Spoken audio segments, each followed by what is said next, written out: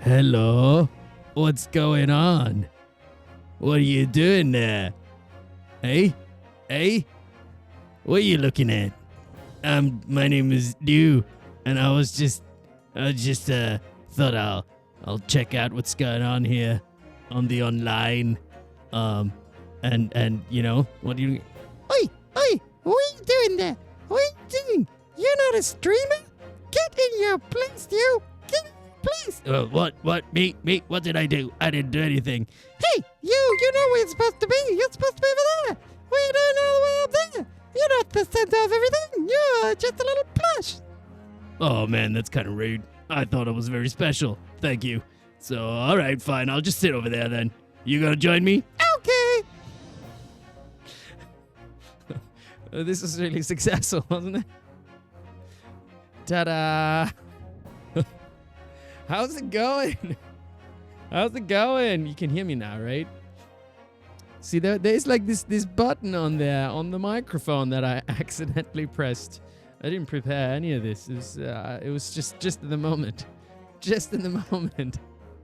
I'm at Zoom now. What's going on, all? How you doing? How you doing? It is not actually getting that hot that I need a fan, but I still have it anyway.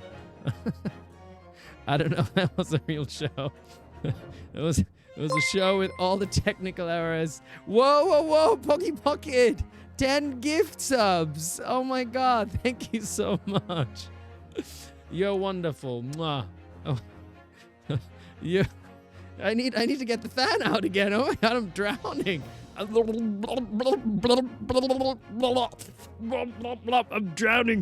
drowning in my own emotes. What's going on, yo? Thank you so much. I really appreciate it. I think was there another sub also Rogue, was it Rogue Jelly earlier that I saw? I think. But thank you all so much. And for tuning in on a very unusual Friday stream for me. I know Sunday has been Sunday TGAA streams have been a staple of the Twitch community, clearly. But I actually have a couple of Sundays where I have other things that are going on. So I don't know if I'll do other Friday or other day in the weeks coming up where I'm gonna do more Ace Attorney. So look out for that. I will keep my Twitch schedule up to date, and I will put it on usually all the other stuff, Blue Sky and Twitter normally, but the Twitter thing apparently seems to be down right now. Maybe it's all imploding. I don't know. I just looked it up and I was like, there's no Twitter anymore. It just gives you some big thing of like, we are not reachable. So maybe it's reaching the end of its life cycle. Who knows? It's all possible, you know? I just noticed also Dio is just stuck. Dio is just stuck in there. He's like, no. He's like, after you've been so mean, I don't want to hang out anymore. No. You didn't want me to be the center of attention, so I'm not even going to show my face at all. You can suck it. Yeah.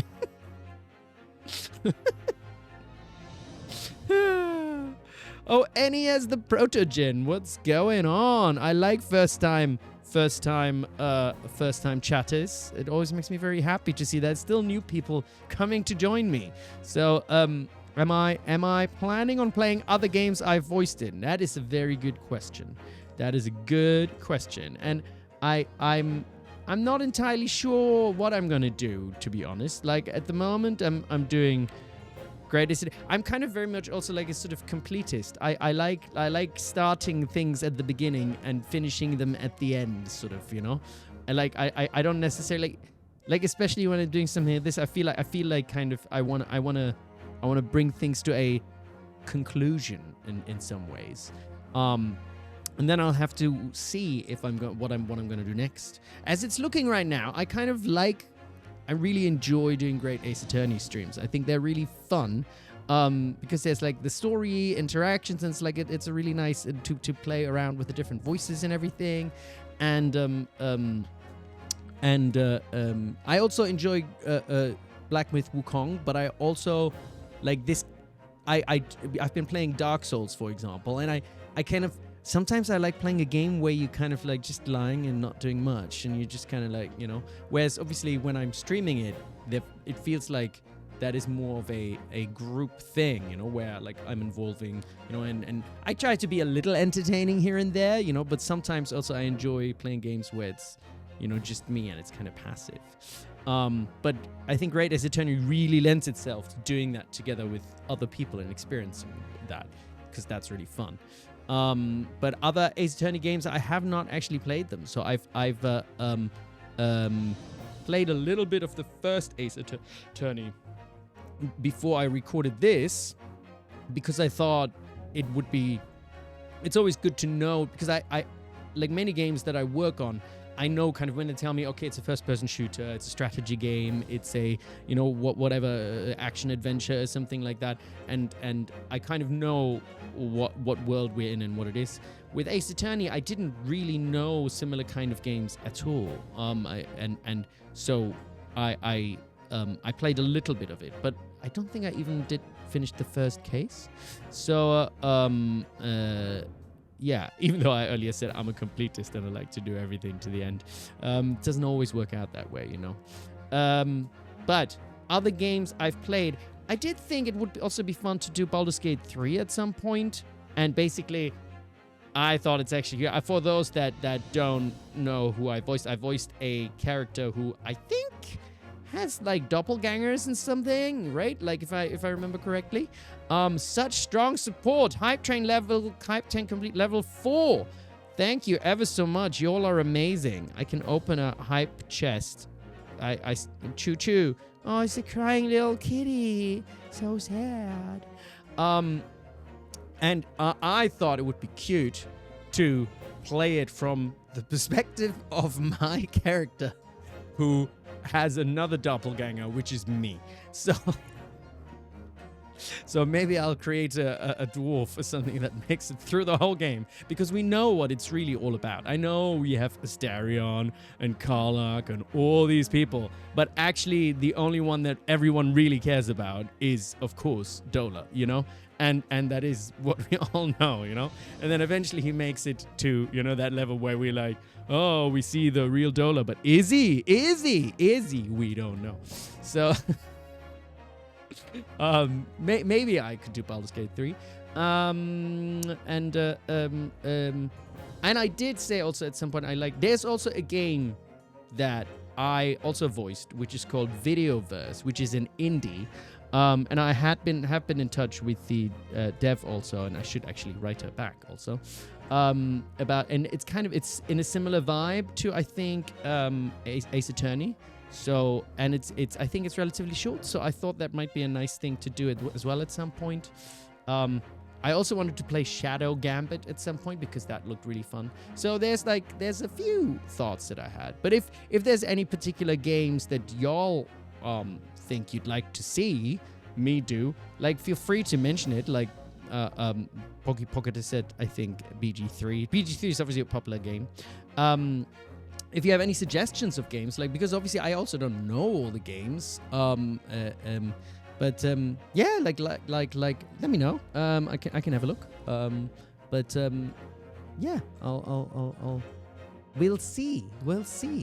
I also even though I've played a little bit of Dark Souls already now, I don't stream all of Dark Souls. Maybe I'll at some point just be like, look, I'm at this point in Dark Souls. Hey, somebody hop in and want to join me for this boss fight. I think yesterday, for those of you who have played Dark Souls, yes, I kind of played a little bit, quite a lot of it recently, and I made it to, I beat, what is it, Smaug and, is it Ornstein and Smaug yesterday? And I think that was I don't know if it was longer than it took me to beat Yellow Long, but it was quite a fair bit of time. Which in Dark Souls is also to even get to the boss is always so long, right? You have to you have to go from a bonfire all the way back to the thinging, So, but I would love to. I think I've really fallen in love, I think, with Great Ace Attorney and the Ace Attorney series. So maybe I'll play more of that as well. So Waiting for cross-play currently, then we'll double those hours. Wait, what's up? Wait, what? What is that? Noodle.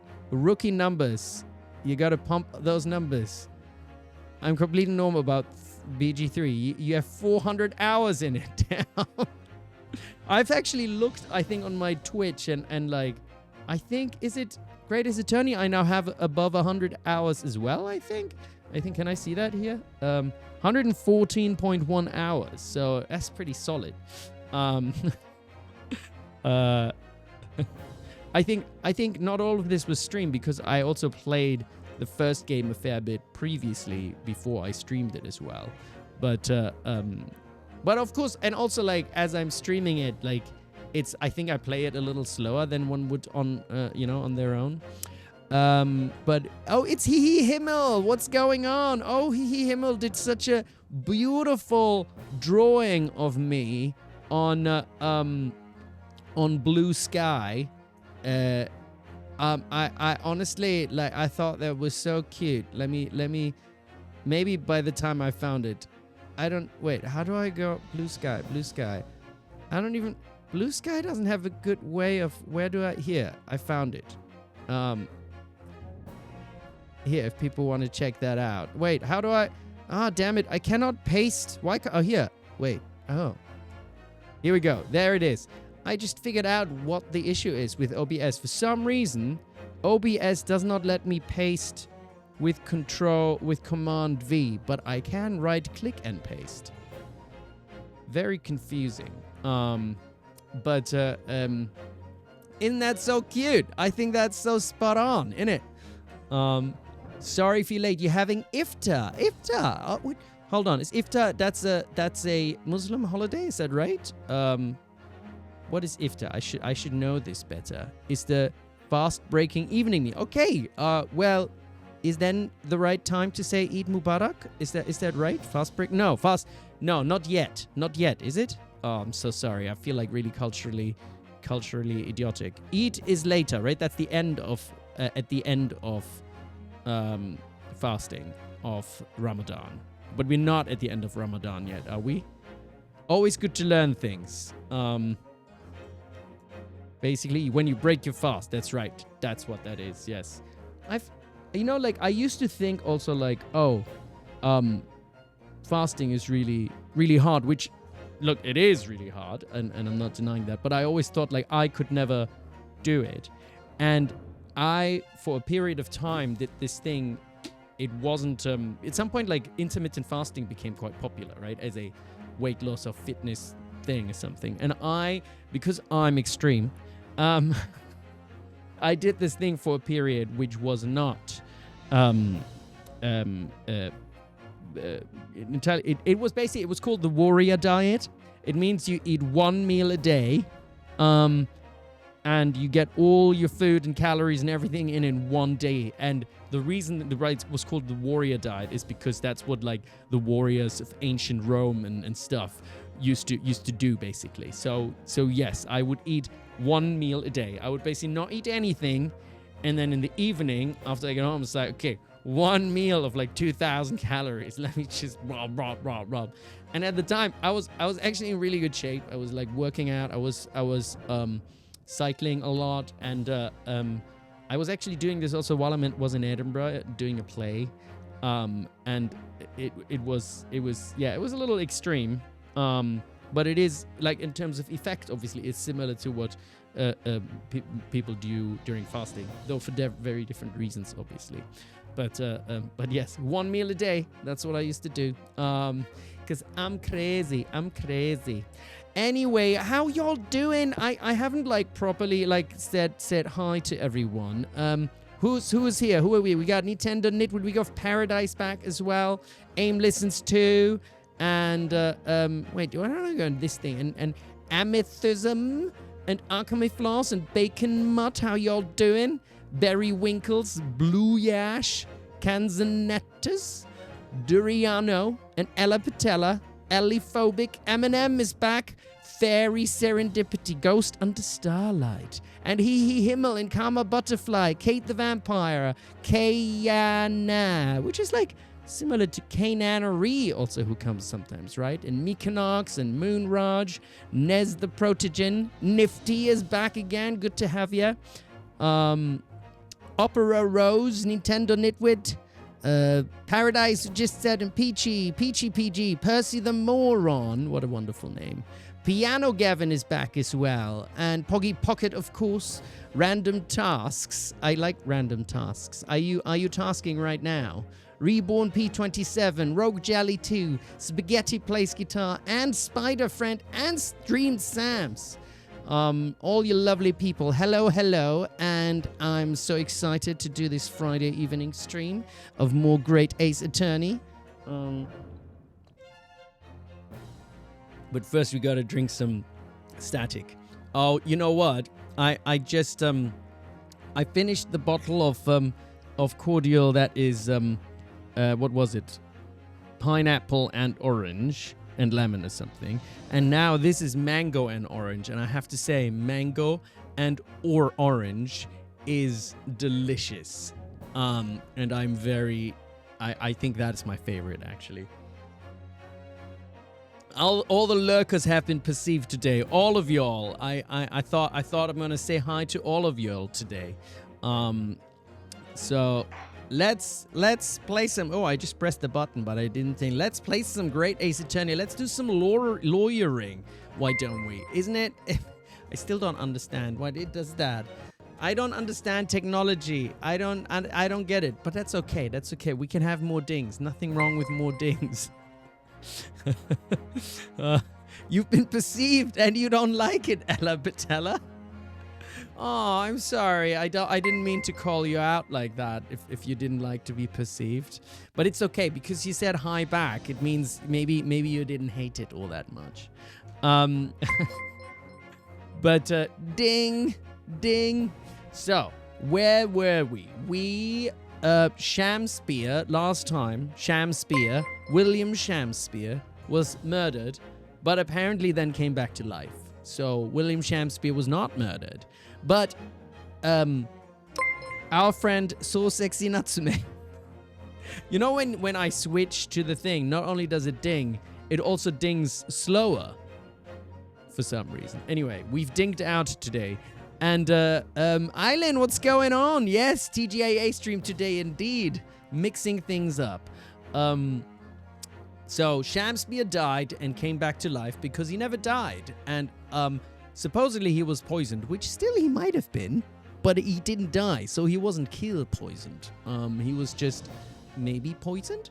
But So Sexy Natsume went to prison anyway, and, like, they just accused him, and I feel like we're gonna manage to get him acquitted. Get him acquitted. I need to remember to say it that way and not the wrong way, right? Because we're not getting him the other thing, right? We're just getting him acquitted. So time to continue the memoirs of the clouded Kokoro. Memoirs of the clouded Kokoro. That is what we're doing today.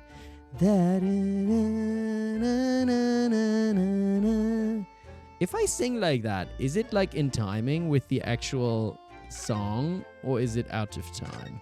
I don't know. Anyway, we've explored everything here. I remembered that we were like, that I went like, oh, we have to go somewhere else now. Oh, I just keep going left and right now, and this is confusing. So we have to move somewhere else. We've done all the investigations. So maybe we'll go to prison again? Let's go to prison. No, let's go to Gary Debs and see what happens. I think we should get him pronounced guilty. Mykonox, why would we do that? It's in time? Oh, that is really good. Because that means... Because I remember there was some stuff that didn't used to be in time, and I wasn't quite sure why. Huh. Interesting. Anyway, right, Gary Debs. Mr. Moon Man? Wait, what? Who's Mr. Moon Man? I don't know who's Mr. Moon. So we are in the Gary Debs room. Here we are again. The eccentric landlord's eccentric top floor abode. Oh, still burned. The floor is still burned. We're here because Mr. Garydep's the one who discovered the incident this morning. Don't forget. You know, I don't know how we can, like, trust all these people, you know? They all dodgy. They all tried to, like, his wife is, you know, tried to hide her murder and stuff. And also her domestic abuse, you know, all these things. All these different things. Vincent Van Go Away, a surprise Friday stream. Indeed, we're doing some Ace Attorney today instead of Sunday. Wait, there's a German song? Oh, wait, there was a German song. I remember actually Taisa had... with all my saying hello also, I didn't say properly hello to our beautiful mods. I'm so sorry, Kitchen and Noodle and LC. I kind of like went into the thinging and went like, oh, who's there? And then I went right below my beautiful mods. I'm so sorry. You're not a joke to me. I love you all. You're amazing. And I appreciate you. And I send you hearts. I send you hearts. It's because like we were all chatting before anyway on the Discord, so it's not like we haven't been chatting all day anyway, right? Come on now. But now I do it officially. So, wait, what was I saying? Because Taisa, who is one of our mods, who is not here today, had interviewed me before, right? Which some of you may have seen. I think she asked me to sing the German song along with it or something. So that is still somewhere out there, I think, if you wanna find that. Anyway, back to the game. You chaps, eh? Yes, good morning, sir. Thank you for your cooperation in court yesterday. It was quite a trial. Yesterday, gosh, it feels like a much longer ago, doesn't it? As much for Mr. Garydep as anyone, really. Came straight back here after all that business at the Bailey yesterday. Why is he putting his pipe into his tea? Weird. Didn't expect to wake up to more bally nonsense this morning. I wonder if you wouldn't mind telling us exactly what happened, Mr. Garydep. Yes, I suppose you'd like to know all about that dead loss of an actor chap in the ground floor room. Those were exactly Inspector Gregson's words, weren't they? Which ones? The bally actor chap? Or something? Are you going to talk to me or just stare me straight in the eye, you strange fella? Okay, let's talk to him. This morning's incident. It must have been a real shock for you this morning. I hear that you discovered what had happened. Well, that helpless actor chap rises at 5 o'clock sharp every morning without fail. But at 5:30 this morning, he still hadn't lit the gas. 5:30, that's very early. So I went down and knocked on his door, but no bally answer.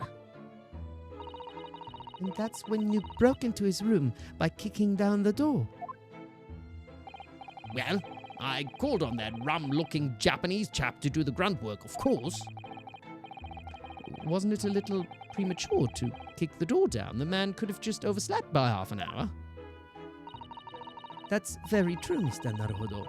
If 30 minutes oversleeping warranted such behavior, I'd have to kick your door down every morning. Catching strays there, do you? Jeez, let him sleep. Well, better to be safe than sorry and all that. Is it just me, or is he avoiding our gaze now all of a sudden? Except that it was a sorry situation indeed that you found on the far side of the door. How did he know? Yeah, how did he know that he had to kick the door down? It's very suspicious, isn't it? Isn't it? Yeah, tell us about Mr. Shamspear.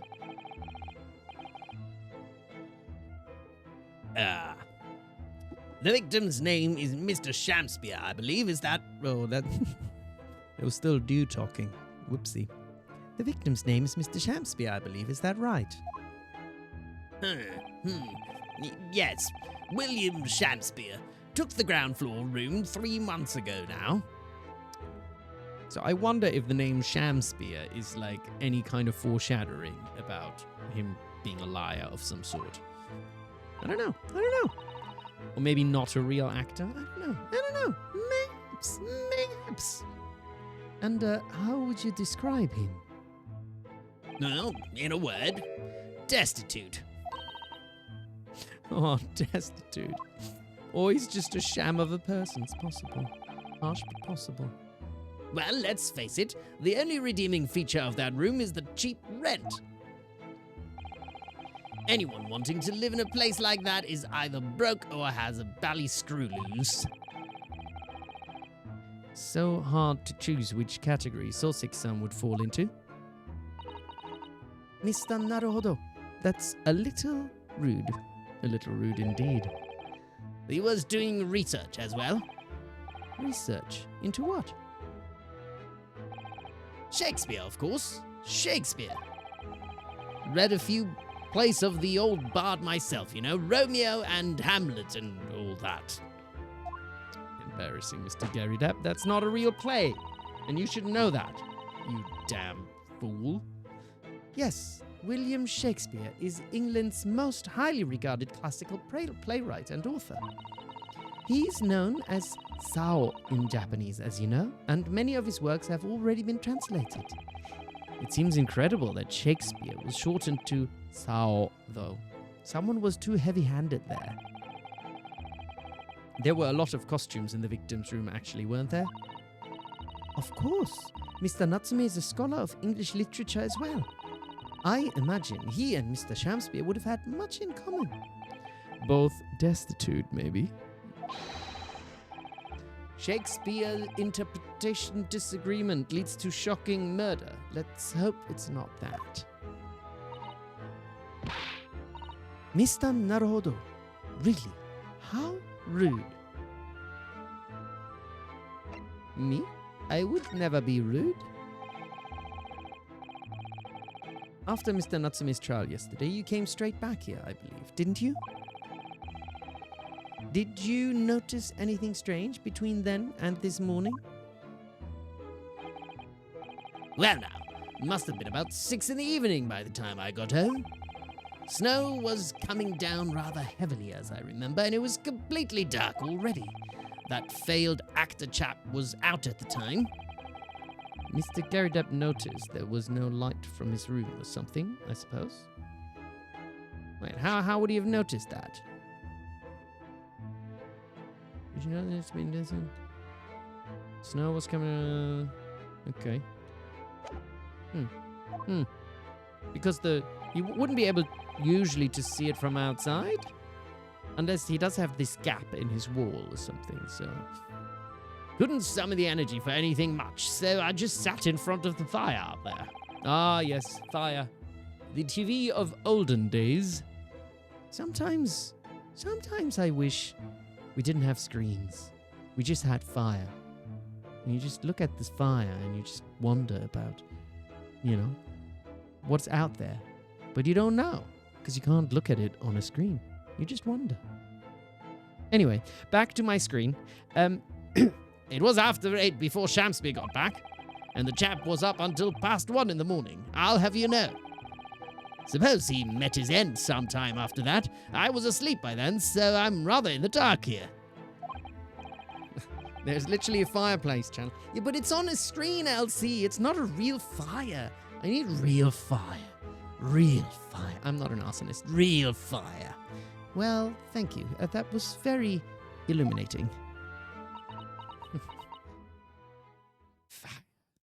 Fire. Dun, dun, dun, dun, dun. Is everything all right, Miss Susato?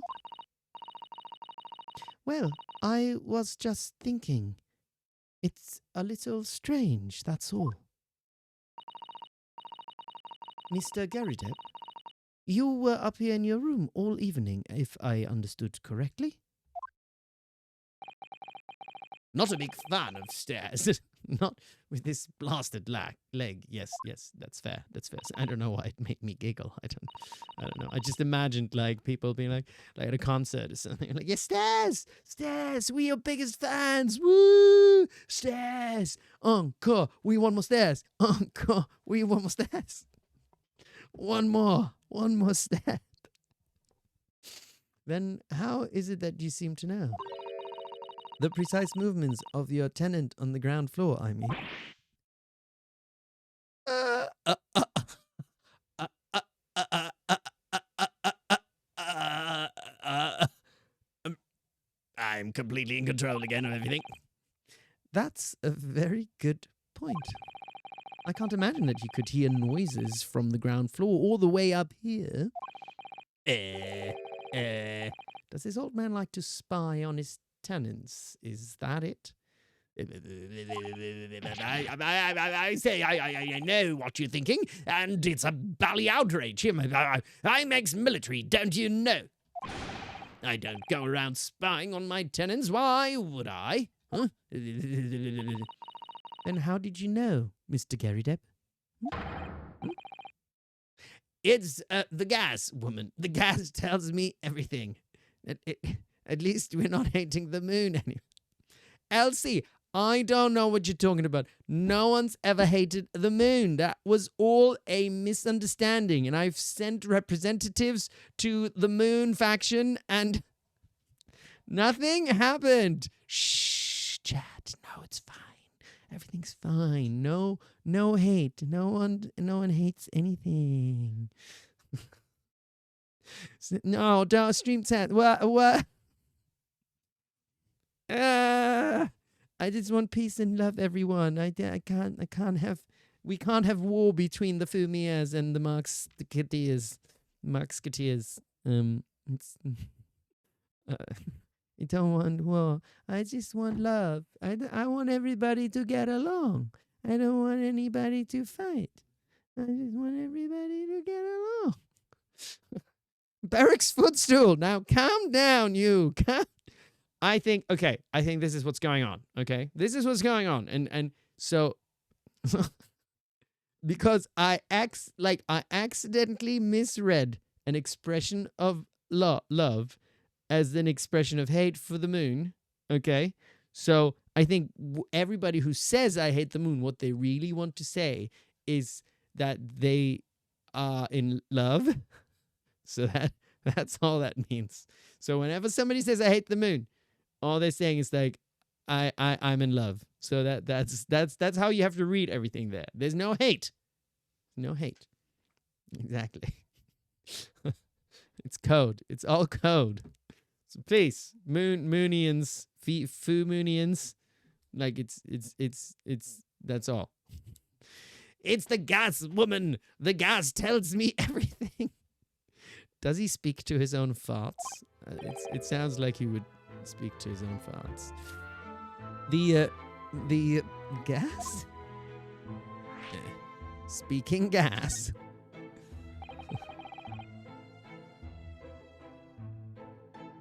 What on earth do you mean, sir? Oh my god, I'm already running out of static. Have I not drank enough liquid today? I have drunk a lot of liquid today. What on earth do you mean, sir? How can the gas tell you anything, let alone everything? Doesn't make any sense. Serious 7, first stream you're able to catch in you late. No, don't worry. You're like Gandalf. You arrive precisely when you mean to, and that is fine. So welcome.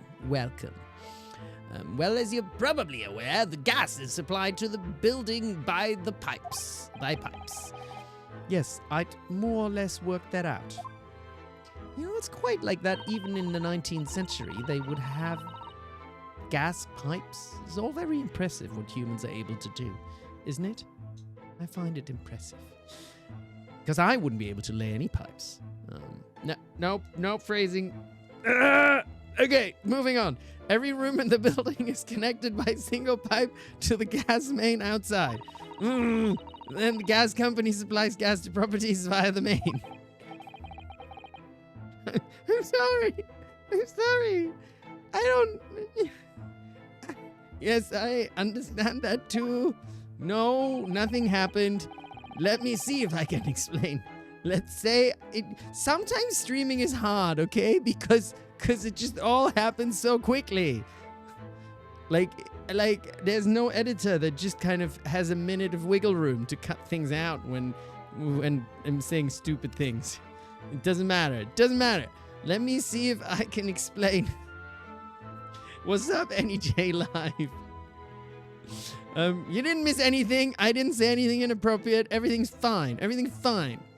Let me see if I can explain. Let's say I was to light the gas lamps up there. What do you suppose would happen? Well, obviously, the room would get brighter. Everything's totally normal. Everything's fine. Exactly. But at the same time, the lights in all the other rooms of the house would dim for a moment. What? They'd dim? Why? Why? Marcus Over Party 2025! Noodle! Oh my god! I hope that doesn't happen. I hope I don't get cancelled. I hope I haven't stepped into that territory yet. Although the moon hate thing was pretty close, wasn't it? I don't know. But so far, so good. Fingers crossed. Anyway, perhaps it's because when you light a gas lamp, it briefly uses more gas than usual. It's still on my record. Damn, this is a record. Is it like the internet jury or something that's still out, I guess?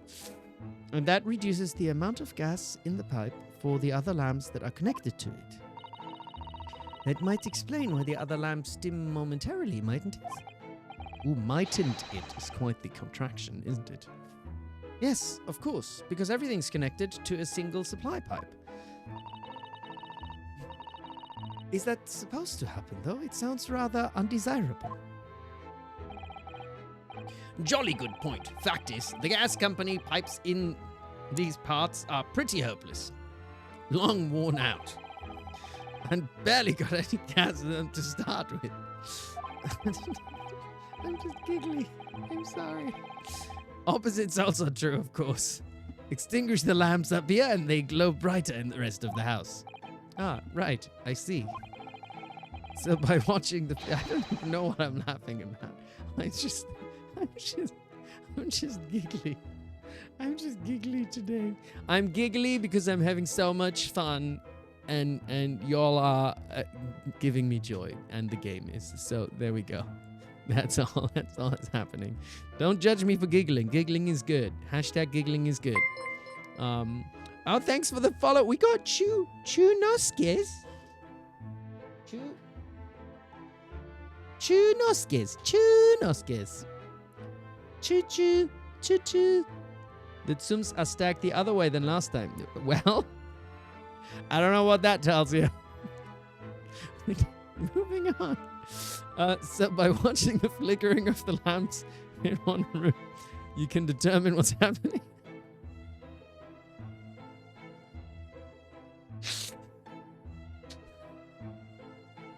I'm sorry. I just need to cool down. All right. So, Elsie, can you throw a bucket of cold water over me or something? I don't know.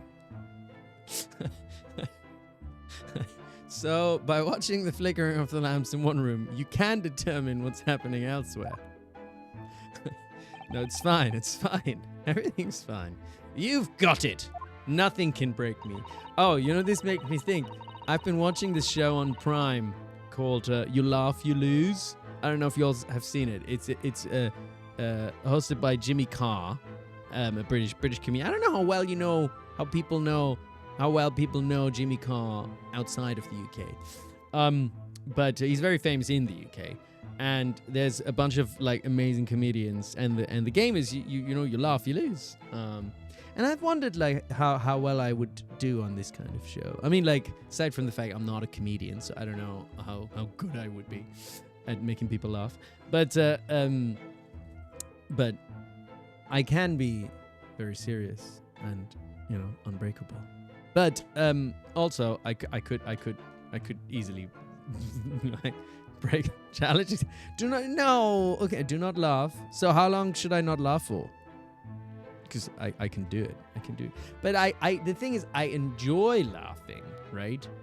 But if I had to, like, if I get a trophy afterwards, which is what you got in the thingy. Also, Bob Mortimer. Bob Mortimer is in it as well. And I freaking love Bob Mortimer. Bob Mortimer is so funny. If you've never seen it, look up a show called Would I Lie to You, which is a British panel show where people get in two groups, and they get like a piece of paper that says a statement about themselves. And they're like outrageous statements, and then the other group has to guess whether or not what the statement they said was a truth or a lie, and hilarity ensues. And Bob Mortimer tells the most amazing stories on that show, and people are like, no way can that be true, that can't be true, you know. But then Bob Mortimer's like, it's true, it's what happened. He has just crazy stories. But yeah, it's a really, really good show. Whoa, Shichiro76 is rating with a party of 5. What's going on? How y'all doing? Shichiro, are you Japanese, Shichiro, or is it just your online tag? What's going on? 76? Are you 76 years old? Because that's a pretty good age. I like it. Joe Brand telling a story about playing catch with a baby when she was a teenager. Yeah, we're just talking, Raiders, we're just talking about a show called Would I Lie to You, which is on British TV, which I really like. But what's going on, Raiders? How's it going? What have you been playing? And thank you for coming over to join me. And yeah, what y'all been up to? It's a nickname. You're 27 and 76 is read as Shichiro. 70 Shichiroku? Wait, 27 and 76 is read as Shichiro. Shichiro? Not it. My brain is just broken for a moment. Wait, how do you say 76 again? 76.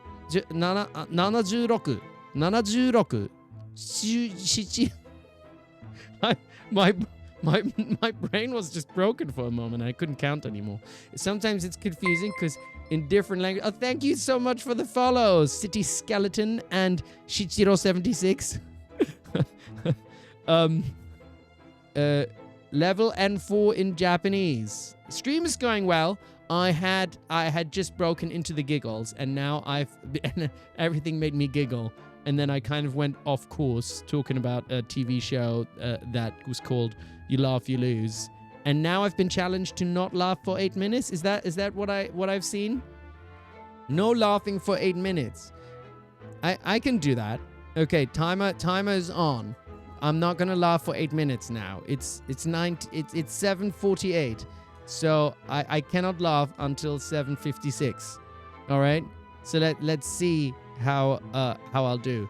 Just ending the willpower skill. Oh, so you've been playing the original trilogy. Okay, no spoilers. I still have yet to play the original trilogy, but I look forward to getting to it as well, right? This is a serious situation. Man, y'all forget that I'm a professional actor, right? I've been on stage for like hours and hours and hours. And you know what? There was a couple of situations I was in where some other actors had the giggles on set and started corpsing. And, that shit's hard. That shit's hard when you're on stage and you're trying to control yourself, and you're like in a serious situation and somebody gets the giggles. That's pretty hard to control. Loving the vibes, but don't want spoilers. Can't wait to get this game in. Good luck with not laughing. Oh, shit. I just failed, didn't I? Well, that was already a chuckle, wasn't it? I fucked it. But it's okay. It's okay because I feel like this is not a serious challenge. Like it's not like how important is that? What do I get when I do the 8, if I were to do the 8 minutes? What would I get from y'all? Oh, I'm not asking for like gift sub or anything like that. Like that, I don't want to do challenges for money or something. That feels like it's. But I need then have fun. Oh, you're heading out, catch another stream. Yes, of course. I'd love to have y'all back. A sense of achievement. Okay. I'm on a. You send me a whole 1 pound bag of spicy lollipops. Oh, that is actually. I'm on a. I'm gonna do it now. Okay, I'm gonna be very serious. 8 minutes. 7:50. Start the timer. Start the timer. Of course, because when people come back home in the evening and before they go to sleep at night, what they're guaranteed to do is either light or put out their lamps and fires. Clever. In point of fact, the room on the ground floor and on the... now that I'm not allowed to laugh, I'm very confused about what accents I'm doing for people. But...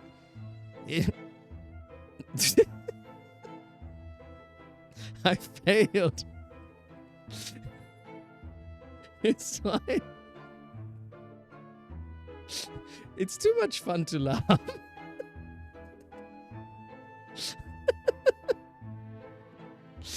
I'm already broken. It's fine, I'll get my own lollipops. I don't know why the laughing is related to the accents, but for some reason, your brain is like, hold on, I'm not allowed to do anything funny. It's fine, I'm a pro actor, I can totally do this. I can do this when the stakes are higher. Maybe. I don't know. In point of fact, the room on the ground floor and the one above is used slightly different. Is it used above it uses? Oh, use slightly different amounts of gas. I totally did it. At least I tried. Wait, what is this? There's a PNG. Oh, I don't know. The picture doesn't work. I think Stream Sams, unless it doesn't. It looks like it would be fun though. Very Wukong of me. Thank you, Noodle. It is, isn't it? You know what? I didn't really want to laugh. So, I didn't want to not laugh. So, I will do whatever the hell I want. By watching the lights in here closely, I can work out almost exactly what's going on in the whole house. Gosh, that's fascinating, Mr. Gary Depp. Absolutely fascinating. Oh, well, nothing to it, really. And I can't really see that it's going to help us with the case either. What I'd like to know... Oh, it's not... There's no picture. You were referencing a meme. That makes sense then, Stream Sams. Makes sense. What I'd like to know is why Mr. Garrett is so interested in what his tenants are up to in the first place. I feel like there's more to it than idle curiosity. Indeed. What do you... Is he implying that Mr. Gary Depp is a bit of a, what is that? Like a peeping Tom of some sorts or something? Or he's spying on his neighbors? Well, we've done as much investigating here as we can, I think. Perhaps we ought to go to the prison. Let's go to prison and speak with them, Mr. Natsumi. Let's go to prison, 'cause we'd like to go to prison. We're not just examining the room? Are we like, ooh, cannon.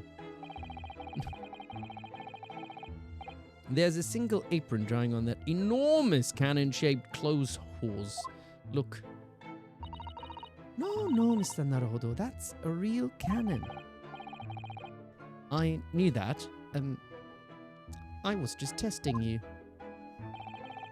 Piece of history, that is. Seen plenty of action on the battlefield, I can tell.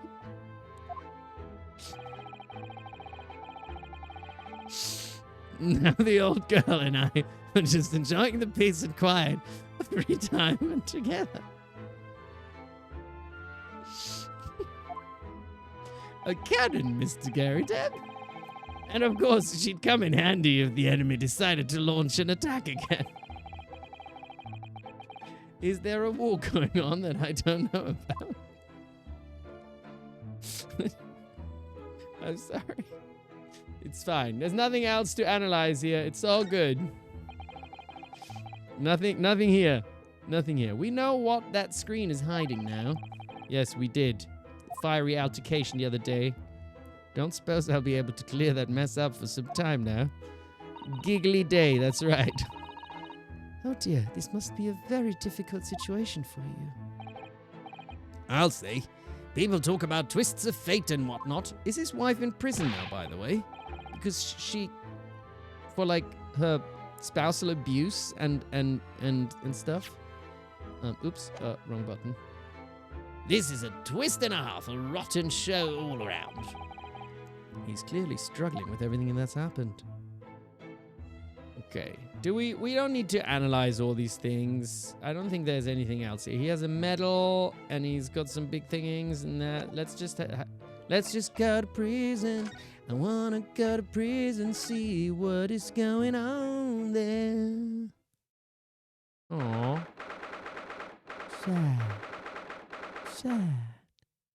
Sad Natsume. Local prison, cell number 9. Darcy on the case. What's going on? Finally caught up with all the VODs. Thank you so much. And Moon haters. Again, it's just code. It's just code. Oh, he's our Soseki Natsume. He's our little model, isn't he? He's just in the back. Soseki Natsume could be like some kind of beard oil model or something like that, right? He's got like that amazing mustache. Maybe one day I could do some modeling for beard oil or something like that, couldn't I? If there's any people that work for beard oil companies or something like that, maybe they want to sponsor me or something. I don't know if my mustache is glorious enough though. It's just kind of mediocre, I think. Anyway, Mr. Natsume, I have the police finished questioning you now. Welcome, student Mr. Naruhodo, Esquire. Yes. What is he? Tell me. Is he a guest? Is he here to haunt me? Let me guess, you're talking about Mr. Sholmes? He actually calls himself a great detective, Mr. Natsume, not a ghost. But his diabolic deductions, they're not of this world. They've left me. Oh, cursed! I'm cursed, I tell you. Well, that sort of hurts. Credit where credit is due, Mr. Naruhodo. You were heavily involved in the deduction too. Yes, moving on, we have some wonderful news, eh? Hey, the Great Sage! Are you a competing Monkey King, Great Sage 00? There can only be one, unless we are copies of each other, which is also possible. Oh? The victim that we all thought was dead has come back to life again. Now, in the absolutely worst case, you could only be tried for attempted murder. I mean, yes, but that's not really... That's great, isn't it, Mr. Natsume? It's terrible! Oh. I'm stuck in the cell, suffering. Oh, for some silly wrong end of the stick! Marginally better, yes, marginally. You did it, didn't you? Confess. You're a killer. Why the mustache? Oh, thank you for the follow. Darcy is on the case. Constant questions. I'm sorry to hear that. Why the mustache? Also, like, I don't get why in the UK they would all go, why the mustache? Didn't people here have mustaches? Or was that only a Japanese thing? I don't think it was, right? That selfish shyster. Shyster? Shister? Shyster? Make up your mind. Are you dead or alive? If you were going to come back to life, why bother dying in the first place? Wickedly wishy-washy William. He's so weird. I'll see. It's because their mustache you a question? I mean, that almost works. I give you a 7 out of 10 for that one. Unless I misunderstood it. Maybe I'm too stupid. Well, it seems likely that Mr. Shamspear was never actually dead in the first place. Ah, yes, that might make sense, and I'm pleased that he's alive, of course. Good disclaimer there, Mr. Natsume. Our lively debate last night was much fun. I'd be sad to think it was our last. Did he just admit that he saw him last night?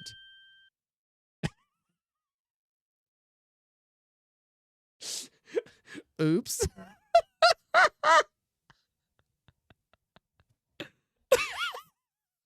He's got such a serious face also.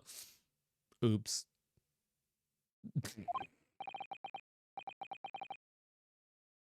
Mr. Natsume. Oh, Carmen-san 007, thanks for the first time chat. Mr. Natsume, does this mean that you did see the victim last night? You met with Mr. Shamspear, didn't you? I'm not saying another word. I demand to have a lawyer. I am your goddamn lawyer. Who do you think I am? Please, Mr. Natsume, we need to hear your side of the story. Why am I cursed like this?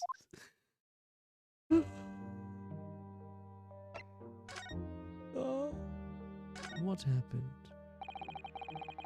Can you just tell us exactly what happened last night then, Mr. Natsume? There's nothing to tell. But, Mr. Naruhodo Esquire, I'm eternally grateful to you for helping me with that accursed case yesterday. The case saw poor Miss Green hospitalized after she ended up with a knife in her back. It's hard to believe that was only yesterday. After the trial was over, I trudged my weary way back to my lowly lodgings. And that evening, at 9:30, it must have been, I visited Mr. Shamspear. So you did go to the victim's room then? As we feared. I didn't do anything wrong. I'd never been to his room before. It was the first time. Then what made you decide to go? I bumped into him when I arrived back at the house. We got chatting and it developed into a discussion. But he had to go out, so I bade him farewell. That ties in with what Mr. Garrideb said, that the victim went out and came back after 8. We met again later that evening at around 9 or just after, when I took him some nice tea I brewed as a gift. So it was you who brought the tea that had clearly been drunk at the scene then? And I suppose you were discussing the works of Shakespeare, were you? Yes, that's right. That's exactly right. Romeo and Juliet. Who was the stronger? It was a delightful debate, I'm sure. Such a stimulating subject, Shakespeare. Oh, it is indeed. And the debate became very heated, so you slipped poison into Mr. Shamspear's tea? No, never, not at all. Team Juliet won, that was me, and when I left his room, the flamboyant fellow was fighting fit, I swear it categorically.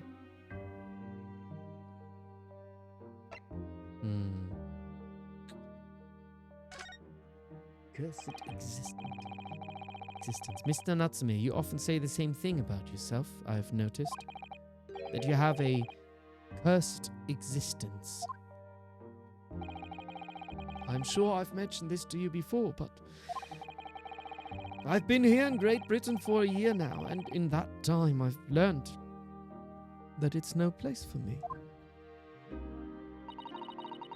It can be very trying to live in a foreign land and adapt to the ways of another culture. There are foreigners everywhere I look, and they all stare at me. They all laugh. That's the impression I get whenever I go out. It makes me scared to leave my room. Which is why I've become a recluse. But even in my room, I find no respite from my fear. Respite even. I've moved more times than I can remember, and then 1 week ago I moved into Briar Road. But why? I mean, why did you choose that place? It doesn't seem very comfortable. Because the rent is cheap. I have so little money. It spoke to me. The rent. Obviously, there is a reason why it's so cheap, because the room is cursed. Cursed? How? Cursed how? The previous occupant, the man who lived there before I took the room, died there. Oh no. He was only a young man, but one morning he was found dead, and no one could explain why. Surely no one would want to live in a room with a history like that. I didn't. When the letting agent recommended the place, I wavered. But I want books, and books cost money. A horrible history is a small price to pay. When I realized it would mean I could buy more books, I signed the lease like lightning. Brave or blinkered. But after I moved in, I soon came to realize what I'd done. I realized how horrible that room's history really was. Gosh, was it really so awful? When somebody was murdered there, that is pretty awful, isn't it? I wouldn't want to live somewhere where someone was murdered.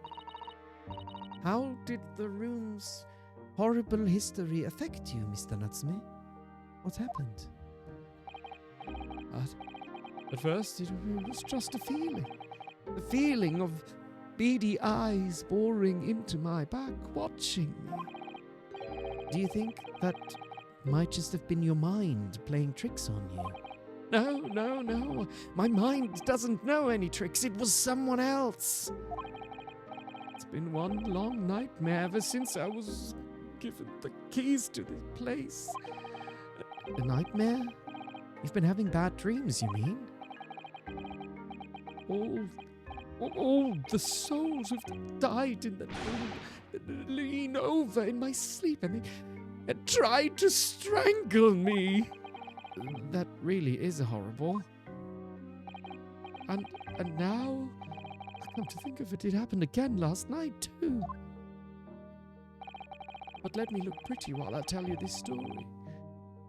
The very same night that Mr. Shamspeare was writhing in agony from the poison in his body, I was on the verge of being suffocated silently by those miserable spirits in my room. You simply must move out of that room as soon as possible. And he has. He's now in a prison cell. It's fine. Yes, you're right, I know it, and that's why I'm already searching for the next room with a history to call home. I think perhaps you should try to avoid accommodation with any kind of history at all. Susato, there's no such thing. Everywhere you look has history. And you know what? That history is shaped by humanity. Everywhere you look around. It used to be just a plot of soil or trees or something. But everywhere you look nowadays, it has been shaped or formed by some human over the last thousands of years. There is no place that has no history, because everywhere has history. And that history has been dominated by humanity. Otherwise, I'm scared that you yourself may become history.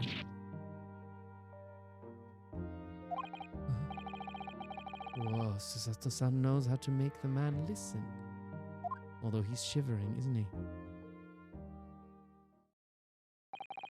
Of course. Mr. Lord of the Manor is worried about the curse on my room as well. Yeah, don't we like the music change? It changes vibes, doesn't it? You mean Mr. Garideb? Master Ugwe. Of course. Master Ugwe tells you you can stand like a tree, and you shall. Just feel it. It will be fine. Yes. He knows that if people keep dying there, he'll never be able to rent it out again. Yesterday is history. Tomorrow is a mystery. But today is a gift. That is why it is called the present. Very true. Well, that's true. I, for one, wouldn't go near the place. I really like that quote, NEJ Live. I really like it. It's lovely. Thanks for bringing that back to us. Perhaps. That may explain why the landlord pays so much attention to the gas lamps and his tenants' movements. You mean because he's worried about their well-being? He does seem to have an unusually keen interest in the amount of gas in the pipes. There must be a reason why he keeps such close tabs on the occupants of his let rooms. What do you mean? He pays so much attention to the gas lamps? Oh dear, no, it's nothing to do with you, Mr. Natsume. Please, forget I said anything. Now you're talking about me behind my back as well. It's like staring at me again. What's important is that Mr. Shamspeare isn't in fact dead at all. Once he's come around, he's able to tell us what happened. Once he's come around and he's able to tell us what happened, we'll be able to get you released. Yes, please, that would be very nice. I do hope you're right. Excuse me? This is the standard voice now for when we don't know it to this. Hello, I'm saying hi. Oh, it's our worst police officer of all time. I don't like you, Gregsy. Yeah, for what you wanted to do to Gina. Well, you're bad. You're bad cop. You're bad police. We should defund you. That's what we should do. Defund Gregsy. You should be fired. Well, I couldn't help overhearing what you just said, and on that note, I have some good news and some bad news. Which you want first? Yeah, you got too much money to keep spending on chips, you bastard. Always, every time, the bad news comes first. When hope is all you have, hold on to it. That's my guiding principle. Right, well, in that case, the good news it is. What? Huh? Sorry, but it's just a lot easier to explain everything that way. Why you ask then, you bastard? Yeah, then why did you ask me my preference? As you might have heard, the victim, Mr. Shamspeare, wasn't just unconscious. He's come round now. Yes, we saw it happen in all its terrifying glory. Yeah, you didn't even freaking check for a pulse, you shitty copper. Terrible, terrible. He's still being treated by the doctors, but we've managed to get a written statement from him already. Oh, isn't that wonderful, Mr. Natsume? Oh, I bet that the statement is that he thinks Soseki did it or something like that. So the good news is come around. The bad news is Soseki Natsume is still being accused of murder. I bet that's what's happening, right? Oh, thank goodness it's all over then. I can leave this somber cell. I know this game. Yeah, see? Sorry. No, that's not on the cards. What? Why ever not, Inspector? Mr. Shamspeare has implicated someone as being responsible for what happened last night. Implicated someone?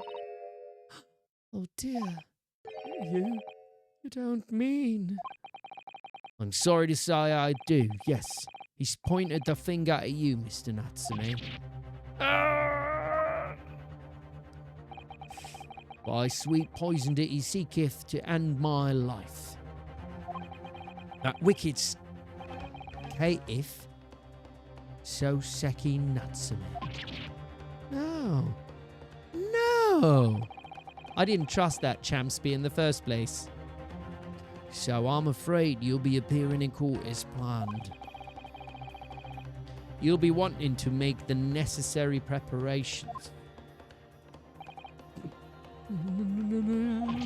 No!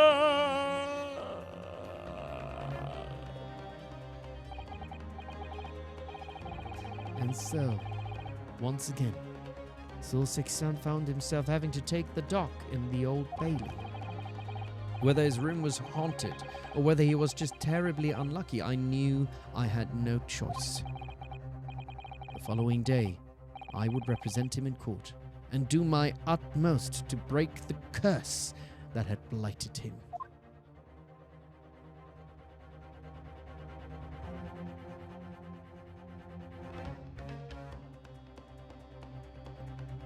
To be continued.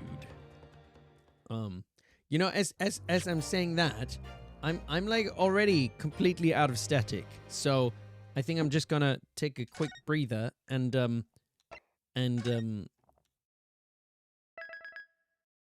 get some of that. And I'll be right back. I'll be right back with more Great Ace Attorney. Be right back. All right, and here we are back again.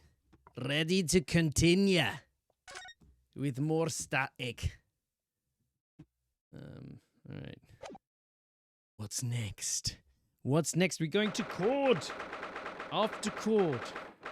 It's off to court we go now.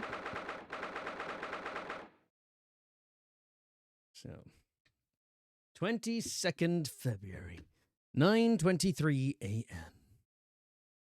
The Old Bailey.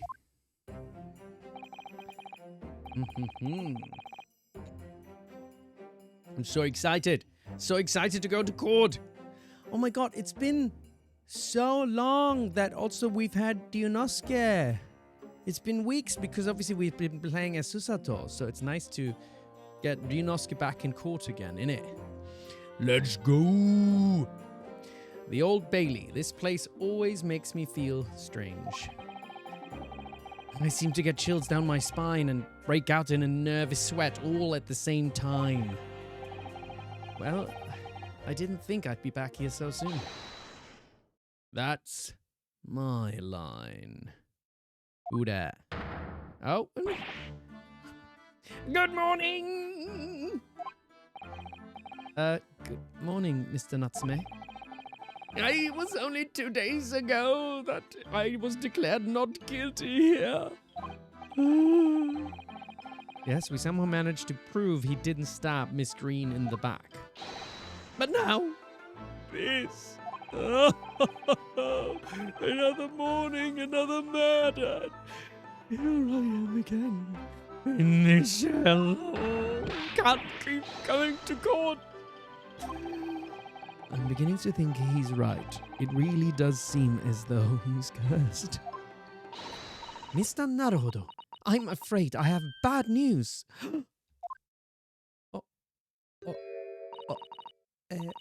Mr. Natsume, good morning. Yes, morning. So, here we are again. Yes, again. Judicial Assistant Miss Mikotoba Squires, what is the bad news? Oh dear. You heard, did you? If you come in shouting at the top of your voice, people can't help hearing what you say. You've got a good point. Oh, I am sorry. You've done nothing wrong, Mr. Sato. Now, what is it? Way to control the room, New. Well, it seems that the prosecution in today's trial will be led by Lord Barok van Zeeks. Barok van Zeeks desu ka? But I've already beaten him so many times. Does he not want to crawl back into his hole from whence he came? Because he clearly doesn't have a chance against this fella. No chance.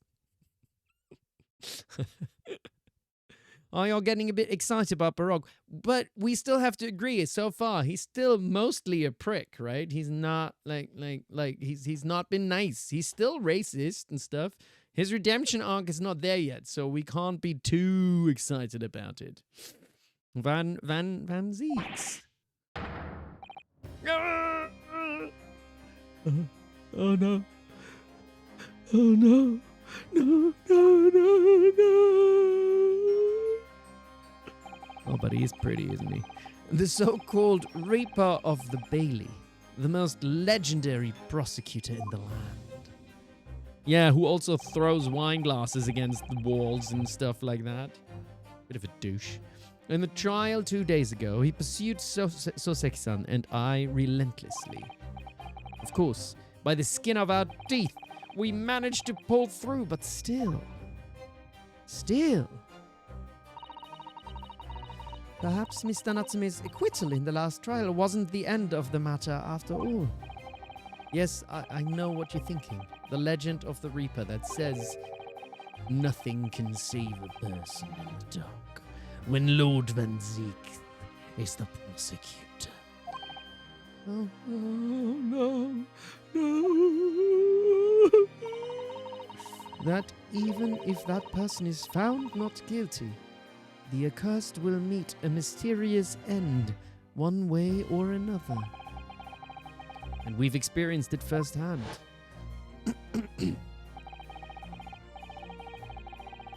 A man we successfully defended met the most terrifying end after his acquittal, right here in the Old Bailey.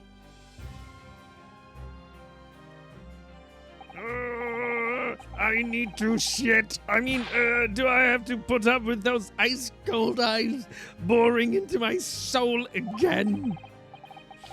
Cursed by evil spirits and now by the Reaper. Of petrified perils, potentially. Still this pose, innit? This pose always gets me when he's like, ugh. Such a drama queen, jeez. Well, if it's potentially, at least you appear to have hope, Mr. Natsume. Locum student, Mr. Naruhodo Esquire. Yes? I'm innocent. You have to believe me. You, more than anyone now. Don't worry, buddy. He'll be fine. I'll be your steadfast ally every step of the way in this battle. I promise. Don't worry, it's gonna be fine. Don't you worry. And this promises to be a hard battle, I fear. Ooh. A hard battle? What are you talking about? It's gonna be easy. It's gonna be chill because we are experienced lawyers. We've already done 6 cases. We're so clever. Easy peasy. Well, the trial is scheduled to begin shortly. We should move into the courtroom. We are ace attorneys, you could say. Canzonettas, very true indeed. Experienced. We have had only 2 proper trials in England. Oh. Yeah, but I mean, there's some overlap, isn't there? Wait, so because first one was in Japan, second one was on the boat. Then third one, 3, 4. Wait, but 3, 4, 5 were all proper trials in England, weren't they? So wouldn't have been 3 trials? Why was it only 2 proper trials? Am I mixing something up? One was against... Wait, which were they all? One was against Gina, one was against Soseki, and one was against... Oh, 3 and 5 were... I'm confused. My memory is lapsing. It's fine. It's fine. It's fine. Oh, okay, because of the timing. Yes. Yes, you're right. Okay. Yes, but we, as in us, me, and you all, we have so much experience. So you're right. At that point, we wouldn't have had. You wouldn't have had. But I have had so much more experience. So I'll be fine. I'll figure this out together with you. So it'll be fine. Ryunosuke Naruhodo. Oh yes, I forgot to say what you forget. I'm afraid he won't be able to make it. Mr. Sholmes, I mean. Okay. That's probably for the best. I've got a very good grain. If he were here, I might be tempted to rely on his help, and that could be seen as weakness. If Lord Van Zieks were to notice, he'd prey on it mercilessly. I can tell. He's a bully. At least that's my gut feeling. Mr. Naruhodo. You're right. Yes, you're so right. Oh, well said, locum student, Mr. Naruhodo Esquire. Well said. I swear on this sword at my side, and on the spirit of Kazuma that it harbors, I'll show him what a Japanese lawyer can do. I'll set you free with honor. Oh, yes. We'll do it. We'll do it. Kazuma. And see, we've got Kazuma here as well on our side. So it'll all be fine. It'll all be fine. The Old Bailey courtroom. And we're back in court. Look at the vampire on the left there. Bloody vampire. In the name of Her Majesty the Queen, I hereby declare this court to be in session. Just finding the judge's voice again. I now call upon the counsels for the prosecution and defense to declare their willingness to proceed. It's Santa. It's Santa. I've got a whole belly full of jelly. Something like that. The prosecution is ready. Handsome voice. The prosecution. Yeah, I'm so handsome. I look at the mirror every day and I'm like, God, I've got such good genetics. The prosecution is ready. The defense is ready, my lord. Readiness for the trial. My learned Nipponese friend is not what the defense needs. What are you talking about? What you need is readiness for your inevitable defeat. You know what? That is just lame. You're lame, Van Zieks. That is cringe. That is a cringe line. Just do your job and shut up. It's not just in my imagination. It's really there. Lord Van Zieks has such an animosity towards us Japanese for some reason. Yeah, I can tell. It was some time ago now that he first became known as the Reaper of the Bailey, I believe. These past few years, he hasn't appeared in court at all. Yeah, because he sucks. Yet, now he's back in the courtroom. Though, for some reason, only when I'm defending. He's the racist of the Bailey, that's right. This Reaper, with his curious disdain for us Japanese, is a prosecutor shrouded in mystery. Deep breath for you. A little bit of a Wukong meditation, and then we're good to go. We're good to go! Still, this isn't a time to be pondering that. I have to concentrate on Soseki-san's trial, and we shall. We shall win it. Furthermore, I now call upon the 6 ladies and gentlemen of the jury. You don't have to be chosen. Why did I say don't?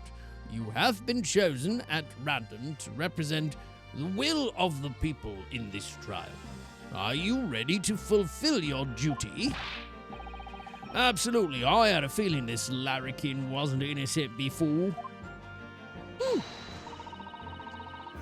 I must say that I feel especially ruthless on days when my hat refuses to sit right. Aha! Oh, well, I'd rather like how you're wearing your hat. I rather like how you're wearing your hat. I think the ruthless look is very fetching, actually. Oh, we got a new one. I need to be somewhere at 10 o'clock. I have a very important meeting. Let's make this quick. I couldn't agree more. I need to take home 5 bob tonight or the missus will go through the roof. May the Lord show us all the light here and lead his flock.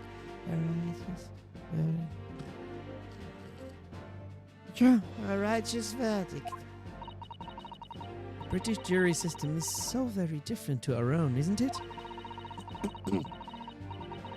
It's quite extraordinary to think that the power of judgment is in the hands of 6 members of the public, and that the judge can only pass sentence when all jurors are in agreement about the defendant's guilt. 6 citizens of London chosen at random. Or at least that's the idea. Yeah, don't trust y'all. Don't trust y'all. The prosecution will draw attention to the fact that the accused was on trial here but 2 days ago. Accordingly, where possible, The same jurors have been asked to return for duty today. Why? It's a completely different case. If anything, you would want a different jury so that they're not prejudiced against the person. That is just ridiculous. Paradise, you gotta go. Thank you very much. Good to see you as always. Oh, and I still have these also. These thingings here. Beautiful little bracelets in it. Wait, did she all make them? She all made them, right? But you both brought them to me, so still got them. Anyway. Same jurors. That doesn't register to me. Very well. Let us commence the trial. You made the bracelets. That's right. I did. I always panic for a moment. It's like, did I remember that right or not? But yes, I always wear them as good luck charms so we can make it through the case. Anyways, bye. Lord Van Zeeks, Your opening statement, please. Please, we want your opening statement. Ladies and gentlemen of the jury, it is not the intent of the prosecution to cast doubt over your past decision. However, the innocent verdict afforded to this eccentric Nipponese before has had dire consequences. Did the accused repent for his wrongdoing in that affair? Far from it. Instead, he used his freedom to perpetrate a most blood-curdling crime. Namely, that of attempted murder of his neighboring lodger, an innocent Englishman. we don't know that. To explain the circumstances of the crime, the prosecution calls its first witnesses to the stand.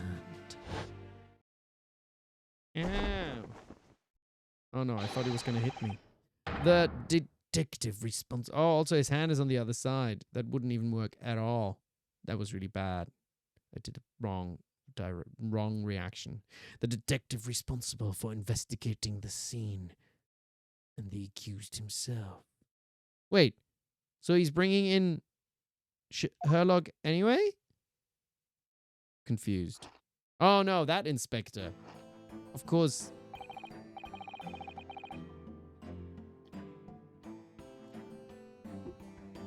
Witnesses, your names and occupations, please.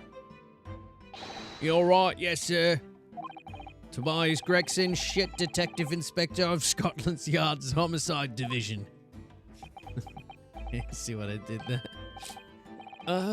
Soseki Natsume from the Empire of Japan. My government ordered me to come here as a student to study your language and culture. Mr. Natsume. Yes, yes, my lord, sir. I'm quite sure I'm not mistaken that you swore an oath never to set foot in my courtroom again. I remember it as if it were yesterday. The day before, in fact, my lord, but close enough. Believe me, this is the last place I want to be. Inspector, let's hear it from you first. Explain the case for the court. Right you are, sir. I'll do my best, even though I suck. The incident occurred at the Garrideb household where the defendant has lodgings. In the ground floor room of the victim, Mr. William Shakespeare. The defendant has already admitted to visiting the victim on the night in question. Mr. Shakespeare collapsed in his room as a result of poisoning by I'm not a very good detective, so I don't know how to pronounce that. He was found the following morning when the landlord, suspecting something was wrong, broke down the door. Sucker. Just eat your chips and shut up. This means I presume that the door to the victim's room was locked at the time of the incident. Correct, my lord. It was locked from the inside, making entry or exit from the room impossible. Strychnine. Strychnine is how you pronounce it. Thank you very much, Barok's footstool. I bet you're happy that right now Greg's is causing getting all my ire. Barok is only catching strays maybe here and there. Although the victim, Mr. Shakespeare, lives to tell tale, He very nearly didn't. The man was halfway to heaven when we first found him. I was the first officer on the scene, my lord, and I have a photographic print here that I took at the time to show how it looked. all right. Yes, a chilling scene indeed. The man looks very much deceased. It is. How is that? Like, you can't just see if people are dead based on them. Like, you can take a picture of anyone lying down. It doesn't mean they're dead. Doesn't make sense. Silly. Silly people. Silly. That's right. Everyone present believed that's exactly what he was.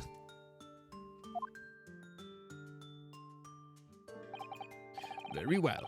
I shall accept this photographic print as evidence for the court. Right. Now then, Mr. Natsume. Yes.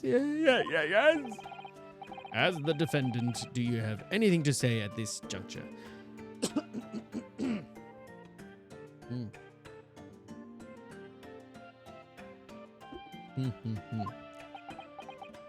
Go on then. Yeah.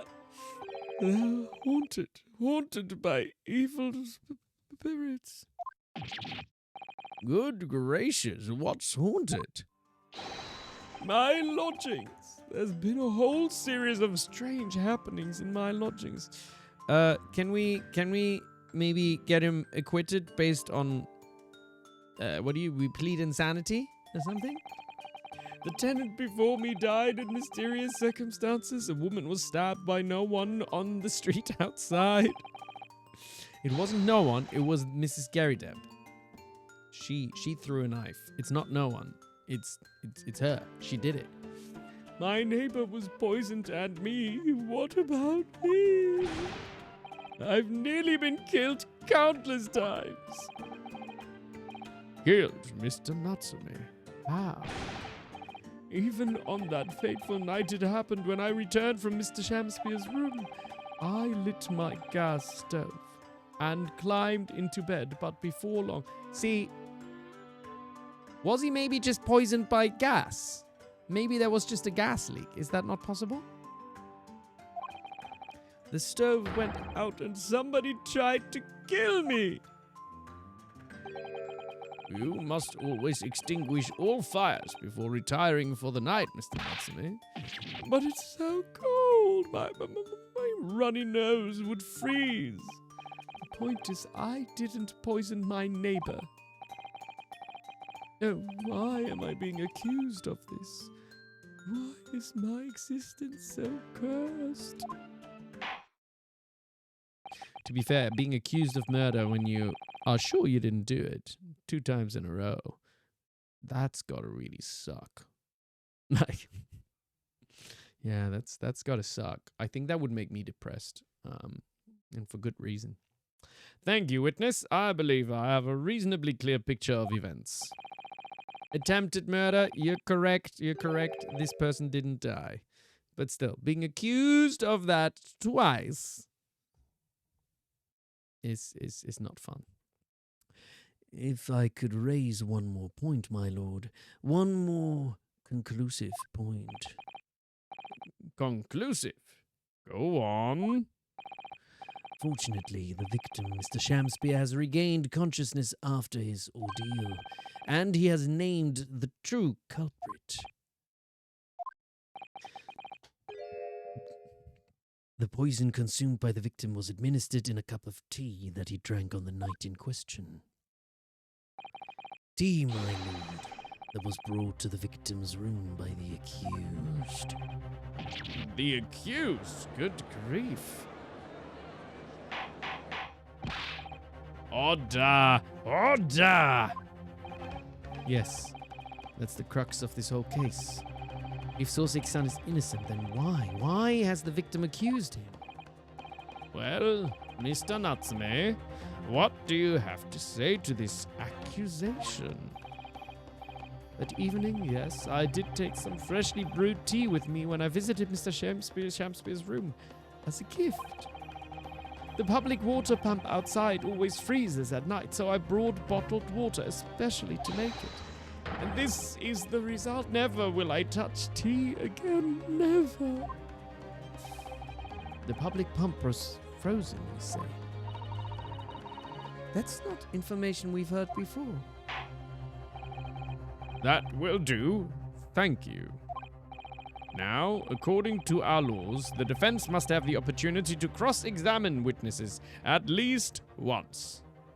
All right, then. Therefore, I call upon these witnesses now for a formal testimony. I presume the prosecution has no objection. None whatsoever, my lord. Oh, I'm still being polite, not throwing my cup around. Good. Then you will give your account of events on the night in question to the court now. Let's do it.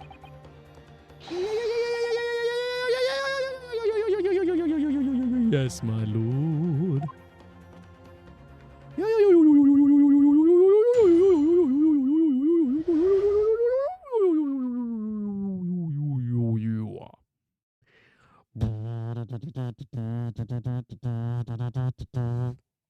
The catastrophic night. It was around 9 o'clock that evening when I visited my neighbor, and I took some tea with me as a gift. We had a heated literary debate over a nice hot drink, after which I went back to my room at around 11. Ah, my tea was completely harmless. He couldn't have locked the door behind me otherwise, could he? Strychnine. Strychnine. Yes, strychnine. I learnt. Strychnine takes some time to have an effect on the body. People don't keel over immediately after taking it. The victim would have been perfectly able to lock the door after his guest left. The argument still stands.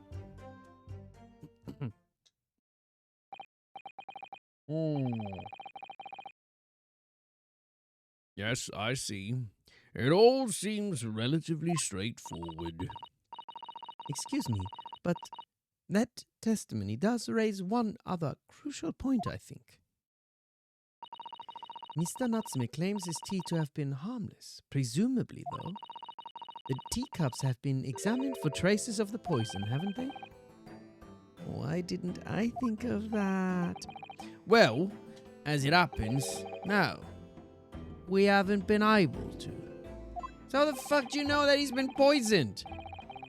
Did I hear you correctly, Inspector?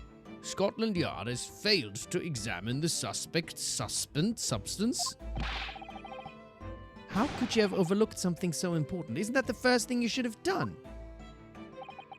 My learned Nipponese friend is falsely incensed. The inspector said Scotland Yard was unable to examine the tea, not that it was overlooked. Unable? Why? It's simple enough. There was none left, not a drop.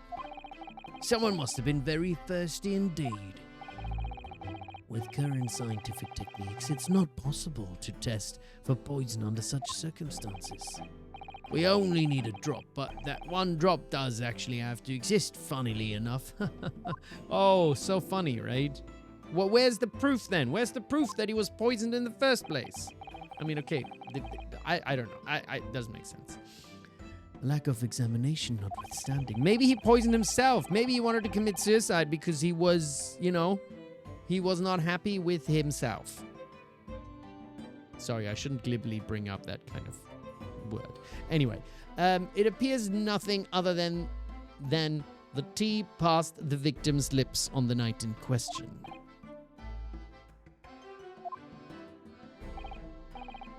I see. Thank you. The matter is clear.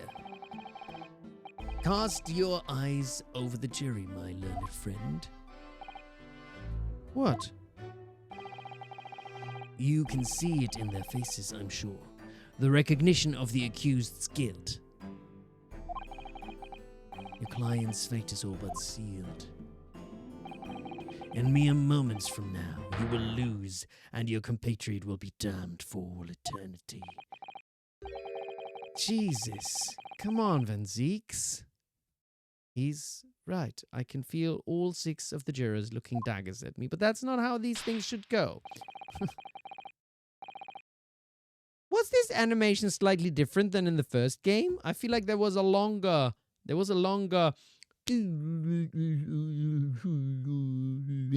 before he did that.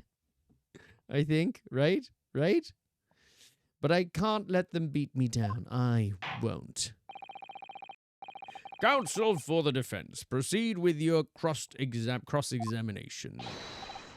Yes, my lord.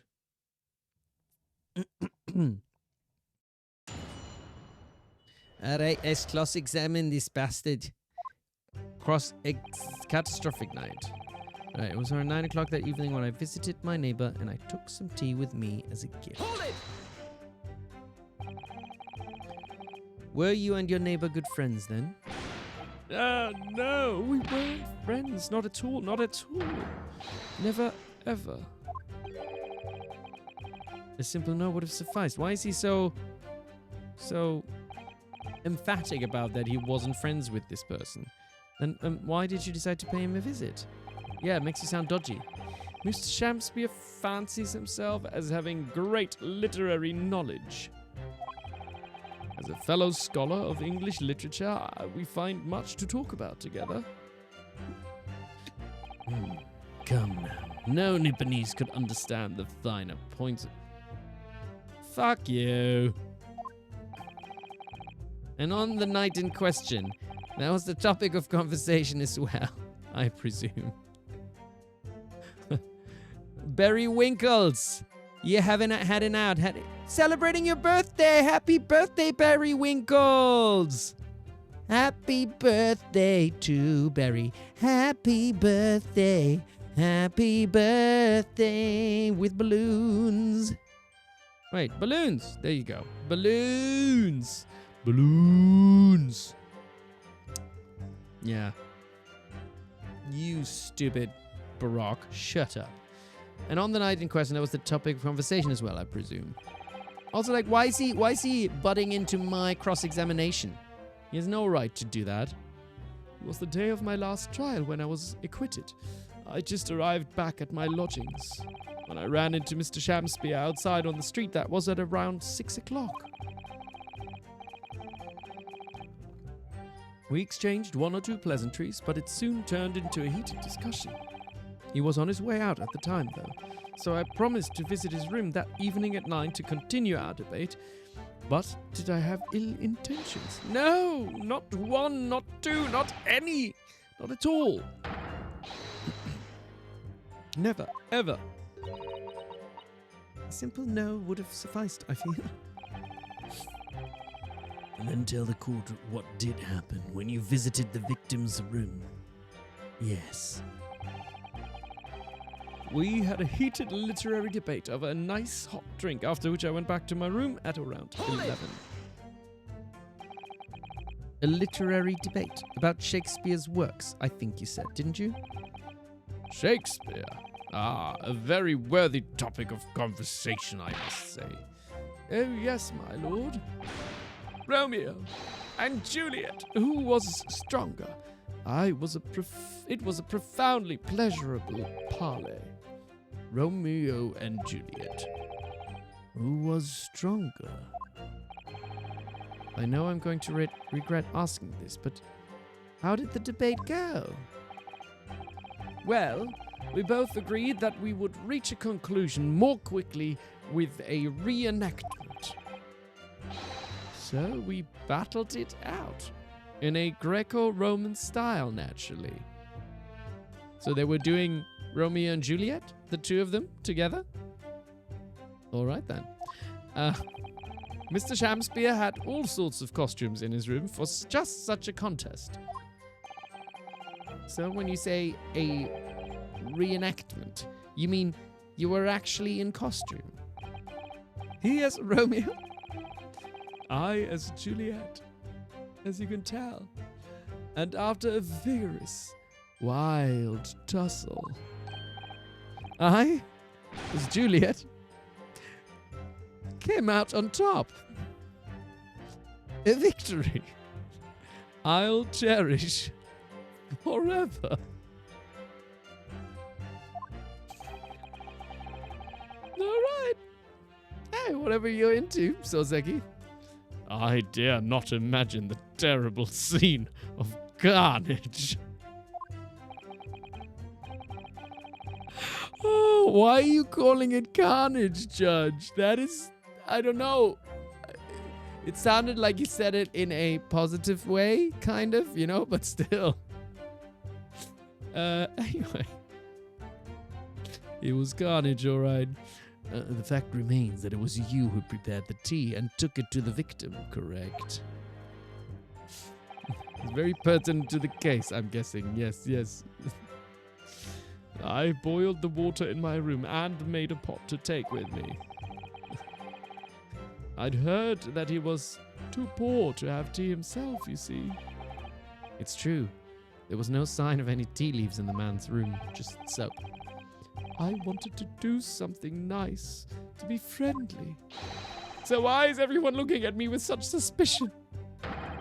My tea was harmless, of course it was. And do you have any basis for that statement, witness? I mean, where did he buy the tea? Oh, my tea was completely harmless. He couldn't have locked the door behind me otherwise, could he? Okay, so... Yes, there was not a drop of tea left in the victim's room anywhere, was there? That's correct. Anyone would think the fella had never had a pot of tea before. He must have licked it dry. Which is a pity, because one drop is all we would have needed to analyze it for poison. And you say that you returned home to your room at 11 o'clock, Mr. Natsume. Fire of resolve. You take care, and we shall continue the investigations. Yes, definitely. By heaven and earth, I swear it. The landlord was able to verify that, as it happens. He confirmed that the defendant went back into his room at 11 that night. And how is the landlord able to attest to this? He Said it was the lamps, I believe. The lamps, Inspector? When tenants return to their rooms and start using gas, the lamps in other parts of the house flicker. Yes, Mr. Garrideb seems to pay a lot of attention to the comings and goings of his tenants. There's only one key to Mr. Shamspeare's room. I know that for certain. So he must have locked the door himself from inside his room. The victim has confirmed that to be the case, yes. So I'm right. My tea was harmless, completely harmless. If you take poison, you die. Everyone knows that. It's not that simple, I'm afraid. Huh? What do you mean? I mean, you could poison yourself just a little bit, not enough to die. Strychnine takes some time to have an effect on the body. People don't keel over immediately after taking it. Yeah, you hold on. How long does it take for symptoms to appear then? According to the coroner, I was speaking to at the yard about 30 minutes after the poison's consumed. Then the victim suffers violent convulsions, cramping and stiffness, and eventually dies from asphyxiation. So there's a 30-minute interval between when the poison is ingested and the onset of symptoms. There seem to be a lot of different types of poison in the world, that's for sure. Oh dear, death by poisoning again. It's always so awful. Again? Who else had death by poison? Susato just had that in Japan. But this is before she went back to Japan, right? So who else was poisoned? Dr. I thought he was shot. Was he poisoned first and then shot? Oh shit, is my memory... I thought he was poisoned and then shot. Oh, so somebody, like, in the second, she was poisoned and then stabbed, and the first one poisoned and then shot. Yes. Funny that. It's like poetry, isn't it? It rhymes. 30 minutes is a long time. Certainly long enough for the victim to have locked the door behind the accused after he left. You can't deny that, and it further degrades Soseki-san's alibi. I have the medical report from the doctor who examined the victim here, my lord. It spells it out, really. The accused is the only person who could have done it. Very well. The court will add this report to the court as record as evidence. All right, we've pressed on everything then here, haven't we? Delayed onset of symptoms. Great. Oh no, this is the last one. The victim would have been perfectly able to lock the door after this guest left. The argument still stands. All right. The argument still stands, you say? This is what Mr. Natsume has been saying, isn't it? The pair of them drank tea together that night. So if there was poison in it, the victim wouldn't have been able to lock the door after the accused left later on. Exactly. Me and my tea are innocent, sweet and innocent, I tell you. I'm afraid, sir, that doesn't follow. You see, strychnine is a slow-acting poison. In other words, it takes time for symptoms to appear. So you could have left the room up to 30 minutes after the victim drank the tea. And as long as you did that, Mr. Shamspeare could have locked the door after you'd gone. But no. We drank the tea straight away.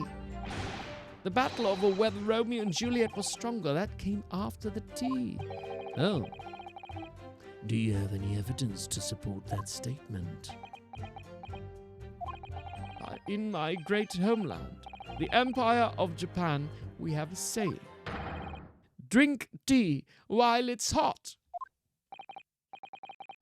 I mean, it's not a bad point, though. Like, if he's gonna bring tea over to someone's house that he boiled in his home because the other one doesn't have the money to do it, then they're gonna drink it straight away, aren't they? Sure, the proverb will satisfy the prosecution. I'm afraid there's no conclusive proof to support the defendant's assertion. On the contrary, there are sufficient grounds to infer his guilt in this matter.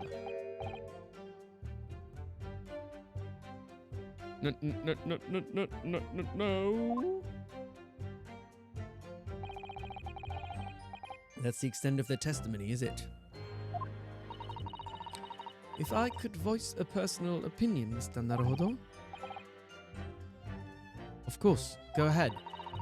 Mr. Natsume is arguing for his innocence so adamantly and so persistently, yet Inspector Gregson just brushes away what he says aside.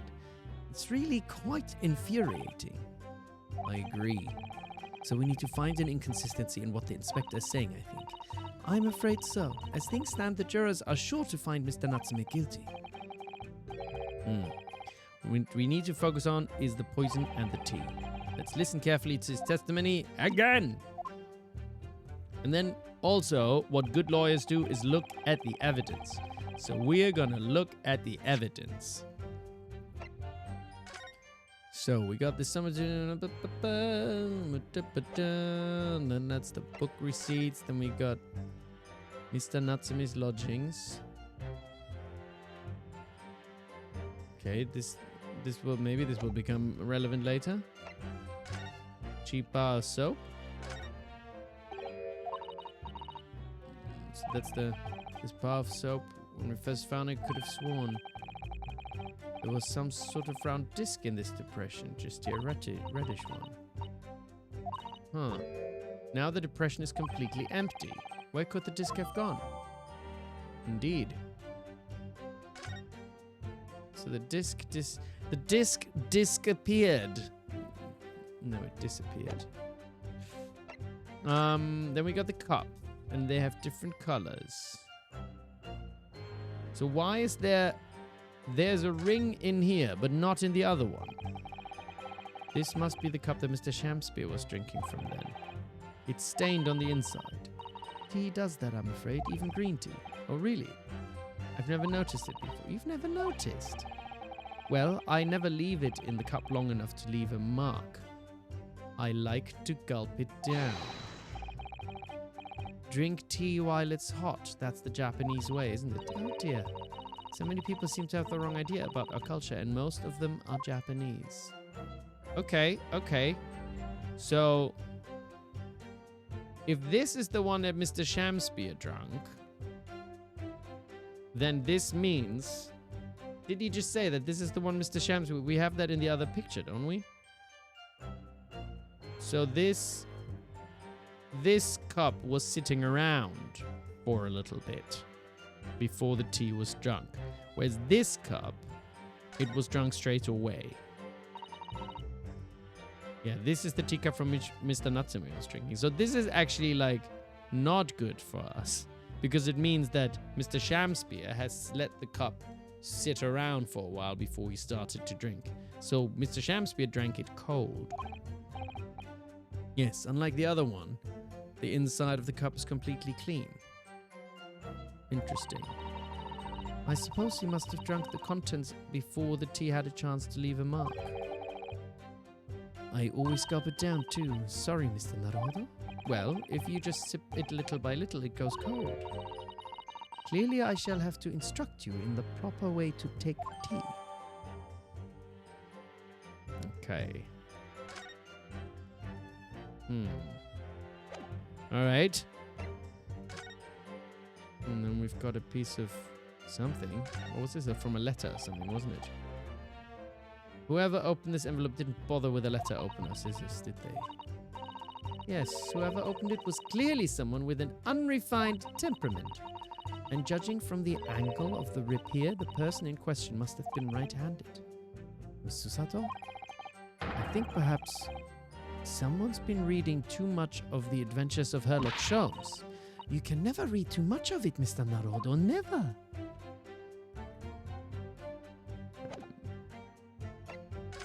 Okay. Right. Ooh, look at this. What is this? Why is there a big mark, wet mark on the floor?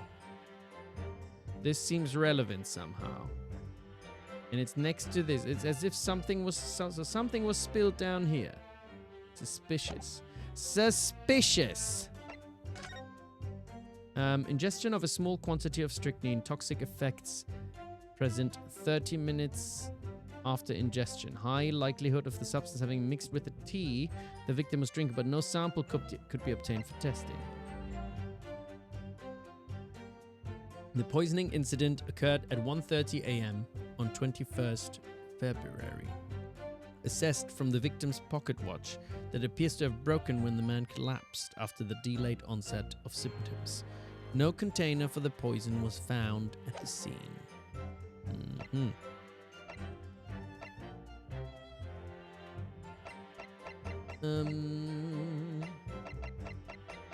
Okay.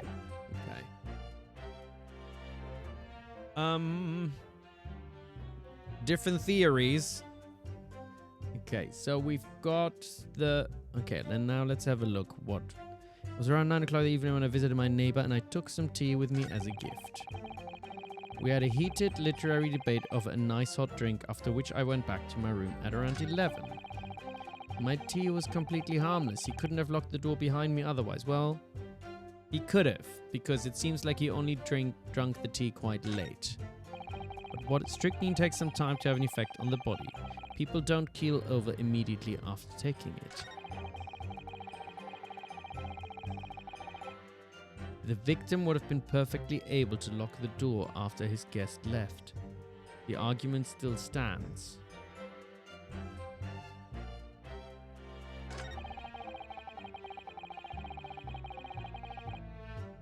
So the evidence kind of points right now not very good for us. So I can only find a flaw in Soseki's statement, but that's kind of not the point, right? I'm supposed to find a flaw in 4:45 p.m. That's not very good. There's no tearing on the inside of Mr. Natsume's cup. Not good. Well, the flaw in Natsume's statement is my tea was completely harmless. He couldn't have locked the door behind me otherwise, could he? And, like, I would present the teacups on that.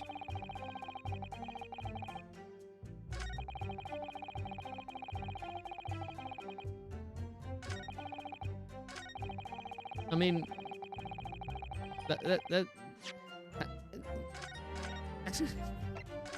that's the only flaw I can find, but that's not very good. But I guess I'm gonna present it, and then I'm gonna see if he can fix what he's saying, just to say, I don't know. Objection! No, okay, this is wrong. It sounds like it's wrong. Okay. Yeah, okay. Whoopsie. But I thought it was. Okay. Okay, I was wrong. I thought this makes sense. Oh, wait, wrong button.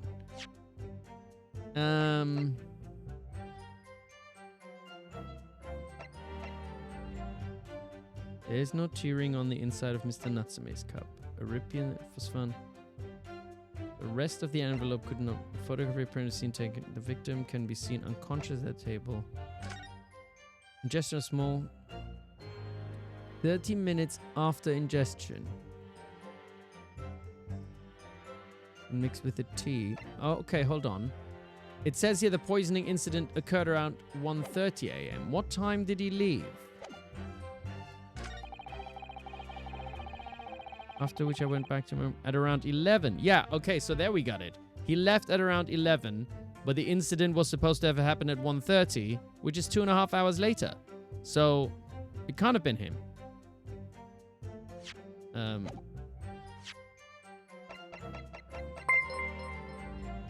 Whoa, Chunoskes!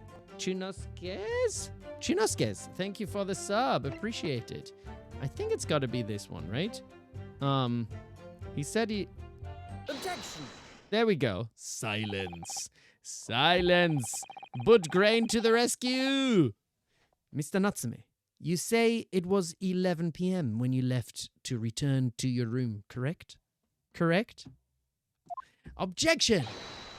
Yes. And Inspector Gregson, can we rely on the information in the medical report unconditionally?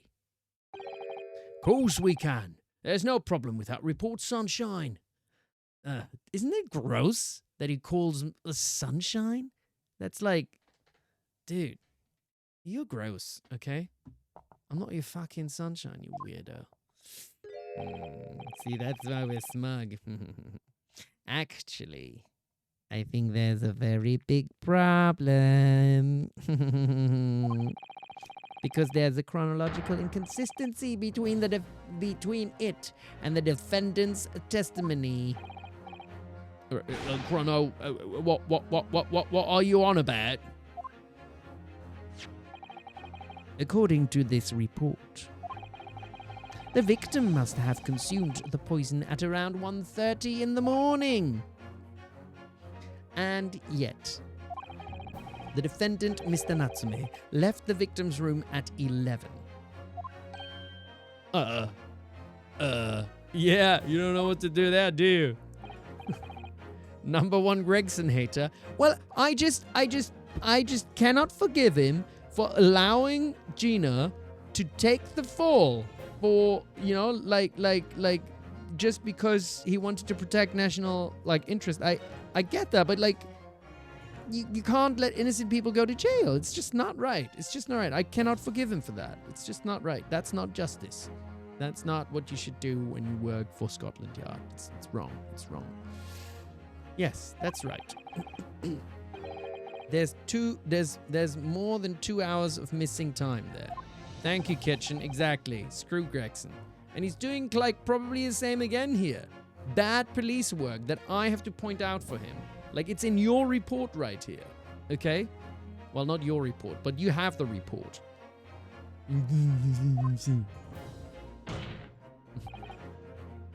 In other words, if there was poison in the tea that Mr. Natsume brought to the victim's room, how could the victim have fallen ill to it 2.5 full hours after the defendant left? They're doing like a scream in choreo then. In wait, what's the word? Synchronized. In sync. The defense's argument is entirely reasonable. How do you respond, Lord Van Zeeks? How indeed?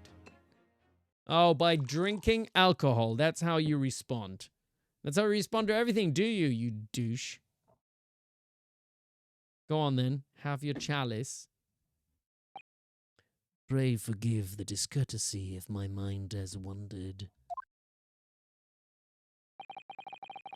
I was considering what cuisine would best complement the contents of my hallowed chalice this luncheon. Jeez. How could it ever happen, do you ask? I do hate to shatter illusions, but my Nipponese friend appears to be chasing a phantom idea. A phantom? It is so hard to imagine. Is it so hard to imagine that the victim drank his tea after the accused had left? For example, at the time stated in the medical report, yes, at around 1:30. Objection! Mr. Natsume brought the tea with him to drink together with his neighbor. And in Japan, there is a well-known saying. He's just repeating him now. Drink tea while it's hot. Objection! And in my country, there is an even more apt saying. There is nothing more refreshing than cold. That is not a saying. I've never heard of that. That is not a saying. You just made that up on the spot, Barok. I do not believe you. Wait, do we have other Brits in the chat? Noodle, you're Brit. I don't know if Noodle must have left already for... If you're still here, like, or is there other Brits here? That's not a saying, is it? I've never heard... I've been living in this country for 12 years, but I've never heard of that as a saying. That's just bullshit. The point is, if there was such a long gap... Right, Eminem? Thank you. There may be other ways to explain how the victim came to be poisoned. Other possibilities. Iced tea, yes. But people don't let, just hot tea get cold. That is not a thing. You make iced tea on purpose, you know? It's not just that you let the tea sit and say, oh yeah, this is perfect. What sort of possibilities, Council? There's indeed a difference.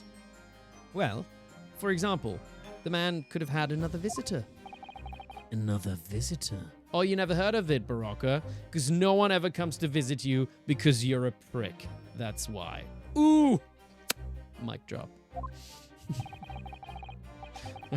That's a very bold assertion, my learned friend, from someone who has nothing to substantiate it. Or the victim could have taken the poison of his own volition.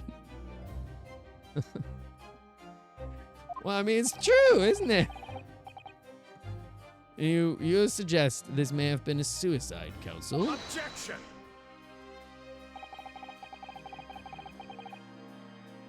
Mr. Shamspeare is categorically oh, sorry, I'm slurring my words a little because I'm slightly drunk. Has categorically denied suicide. The idea can and must be discounted, I've decided. Objection! But he could be lying. Yes, truth, lies, what does it matter? It's all the same anyway.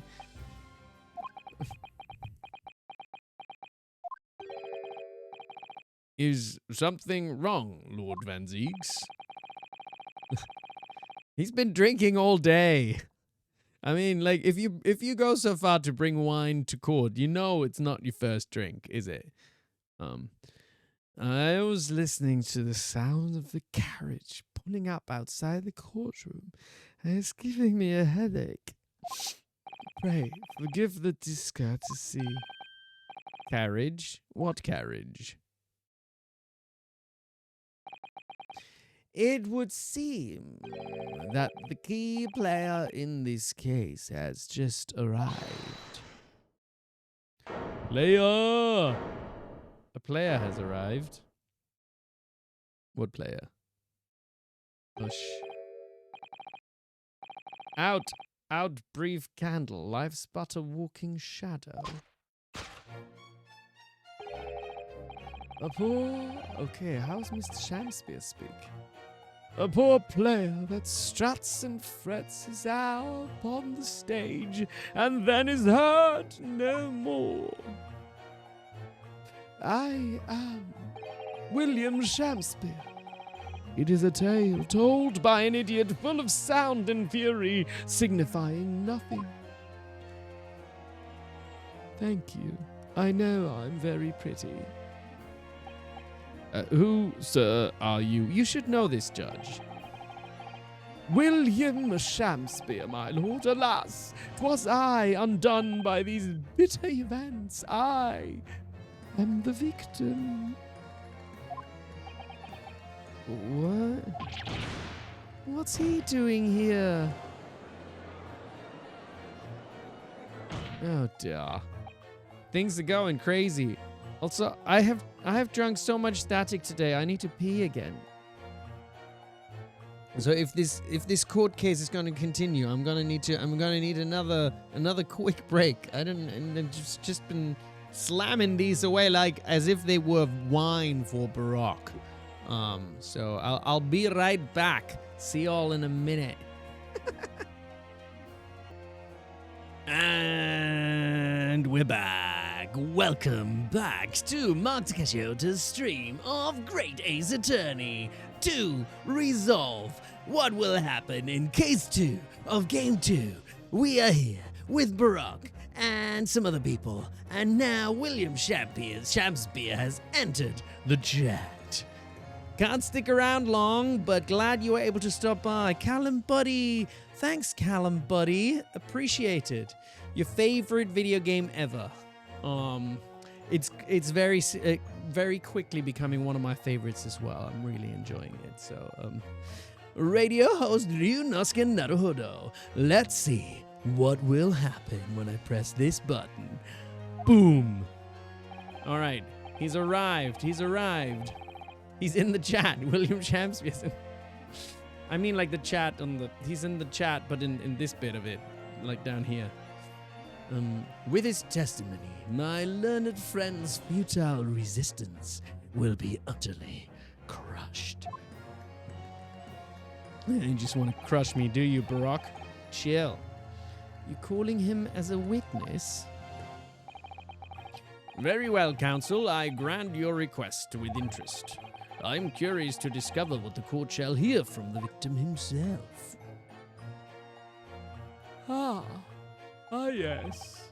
Happy I am, Shakespeare, to regale thee with my tale of woe, my lord. I still have my own. You know what? I'm just realizing Natsume and Shakespeare sound very similar, don't they? I need. But I still have my own tale to tell. My own tale of worse woe. I can regale the court with a tale of my perfect innocence in perfect English. Because I am smart. So smart. That will do, Mr. Natsume. Let the court now hear from the victim. Maybe he will be a bit more like this. I am William Shakespeare. Wait, what? Wait, what's going on? Where did this other guy come from? All right, so that's Mr. Shakespeare. But who's that other man beside him? Yes, I feel sure that we've caught a glimpse of that man before. I mean, like, I know we've seen him before, but he just sort of appeared out of nowhere. Yes, I feel sure we caught a glimpse of that man before. State your name and occupations for the court, please, witnesses. Writer of words so sweet, they do scent the breeze. An inventor of ideas so profound, they compose the earth. The unrivaled poet, the unmatched scribe, William Shakespeare. Were the great bard to be recalled to life anew, lo, what a magnificent man! Good fellows, I am he who ponders such a miracle. William Shakespeare.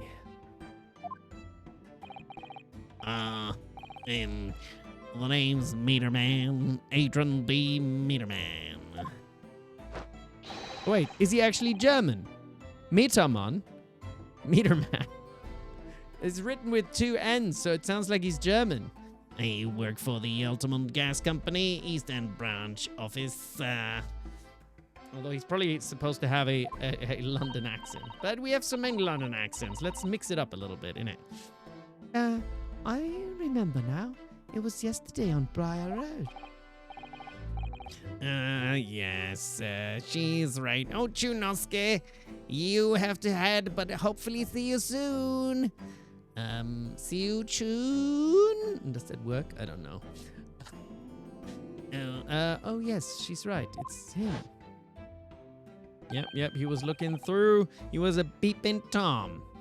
Oh, what's this? What's that man doing over there? He looks like he's trying to see into Sussex-Sun's lodgings. Yeah, dodgy fella. Is something wrong with him? Yeah. I mean, excuse me, could we have a word? Why is he doing that? Is he trying to be Bruce Lee? Yes, we spotted him outside Mr. Gary Depp's house that morning, and he's a gas company employee. What does he have to do with this case? So, Mr. William Shamspeare, you are the victim in this miserable affair, correct? Oh, heaven, oh, hell, do you command me to remember that sweet poison that didst cross me and cross mine innocent lips? I subpoenaed him for the trial, with his doctor's permission, naturally. Hearing the testimony of the aggrieved will remove any room for doubt from the jurors' minds, I'm sure. Behold, you have only to rearrange the letters of my name to see that me's a seraph, an angel indeed. Thus be I noble of mind, sweet of nature, and verily honest of heart, as all heavenly angels be. Because there isn't a less contrived meaning in your name. No, not at all, not at all.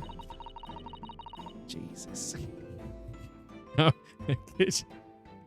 Kitchen chooses violence when he sees this fella. The jurors seem to be very moved by this man, I'm afraid.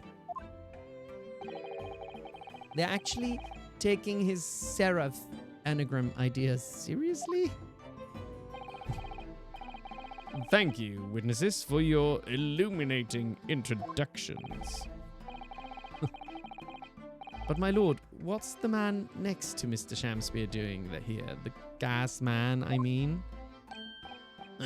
What me? Well, now. Allow me to enlighten my learned friend. You recall, I presume, your earlier impertinence, when you suggested that the victim had another visitor to his room on the night in question, and moreover, that the victim is a compulsive liar. What? No, I didn't say that. This young chinstroker is here to controvert your wild claims conclusively.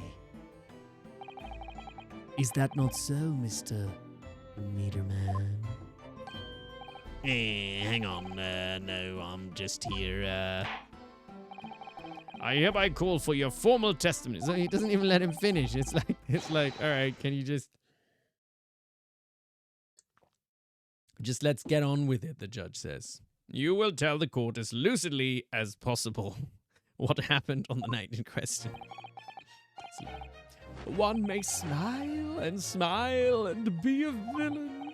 Yes, I doth pain me, but let the truth be spoken. The truth of that wintry night of my discontent. Honestly, okay, I have a theory. And I feel like Shamspeare, I don't want to go so far as to say he wanted to seriously hurt himself, but this guy is aching for a stage. So I can almost imagine him staging, slightly poisoning himself and pretending to be slightly dead. Or maybe he wasn't. No, I guess they maybe found poison anyway. But as he's just pretending, just so that he can, perform in front of, a courtroom or something. He's weird. Anyway. Meter man, I'm meter man. Oh, that was it? No, that wasn't it. I thought that was already the end of the witness statement. Oh, some of the voices are going on my voice. My throat is kind of closing up a bit. I have to be a bit careful with my voice. This, to be fair, also I did this. What did I do today? I recorded 3 different voice samples for 3 different projects, I think.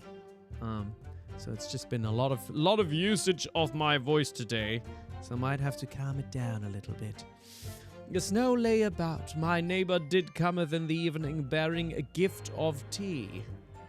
Lots of talking today, indeed. And one of the voices I did earlier was a very gruff voice, so that sometimes goes a bit on your voice. Bitter was his drink, and when he left, I did fall prostrate on my table. 'Twas the tea alone did pass my lips that late hour, not else. I was outside this bloke's window in the freezing cold all night, keeping an eye on his room. No one else visited his room. Why was he? Was he? But that short little round. Why was he? Why was he looking all night? What the hell? What? What? Oh, the profiles. You want to see Meter Man's age? Okay, I'm gonna guess. I mean, Meter Man looks like he could be, I don't know.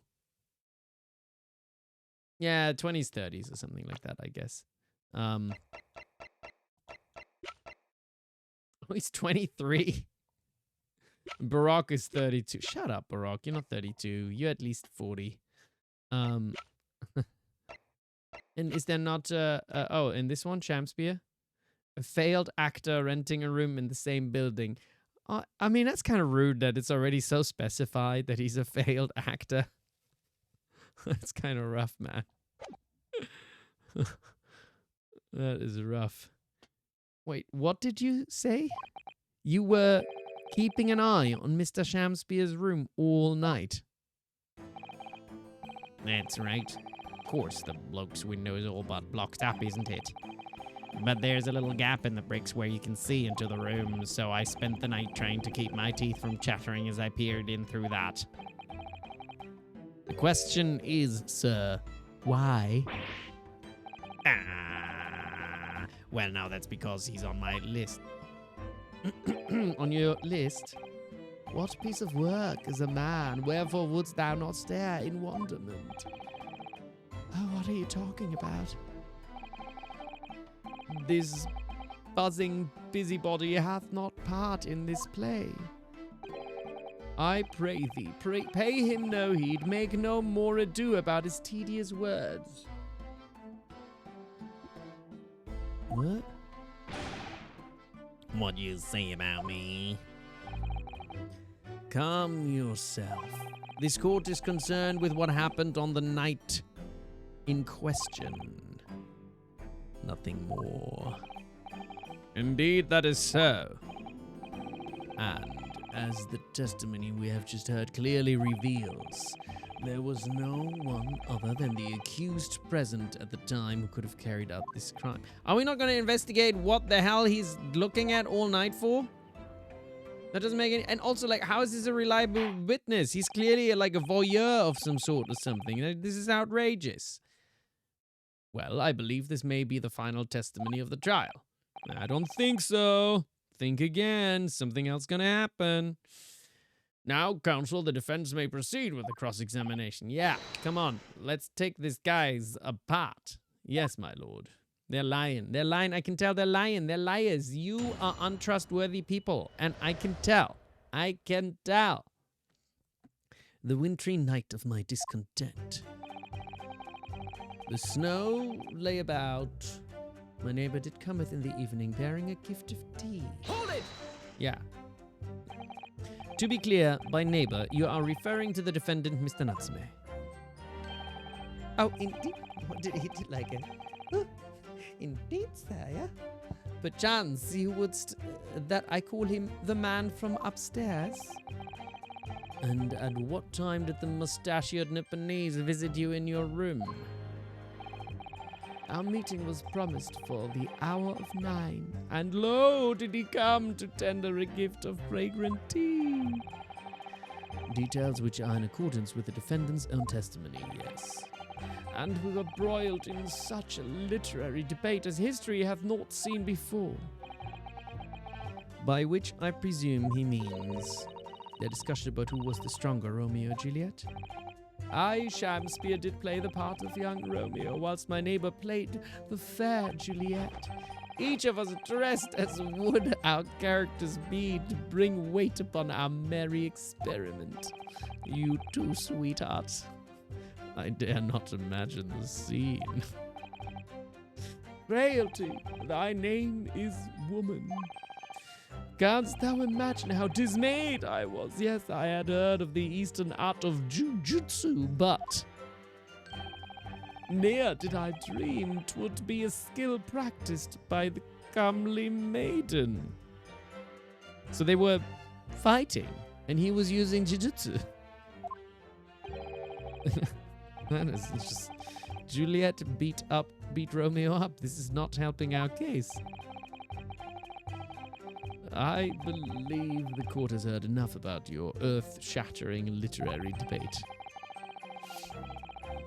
Perhaps you could reiterate your statement about the tea that the accused brought to your room. My liege, I am thy servant. Gladly I would do thy bidding. Yeah, we all know you would.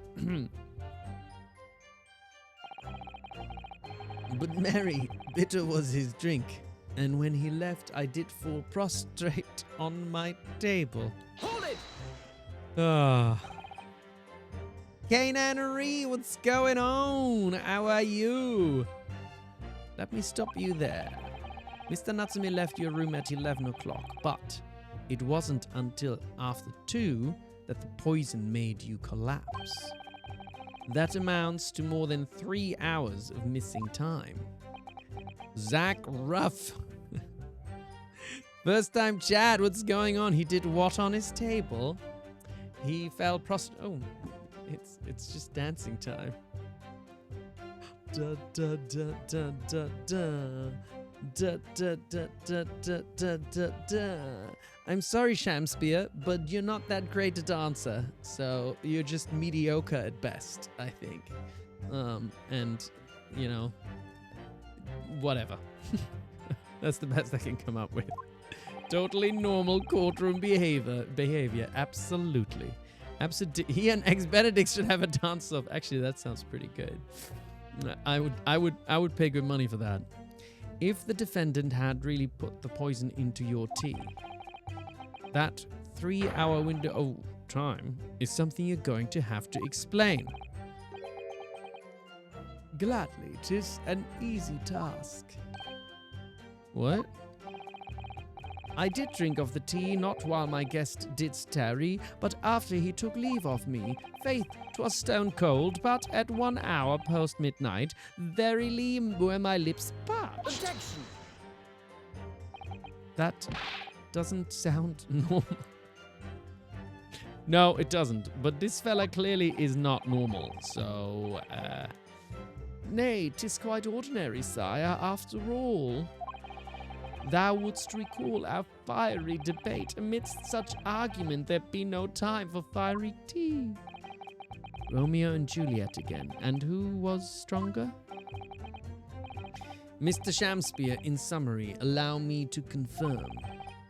Did you not come here with the intention of naming your attacker? But of course, my liege.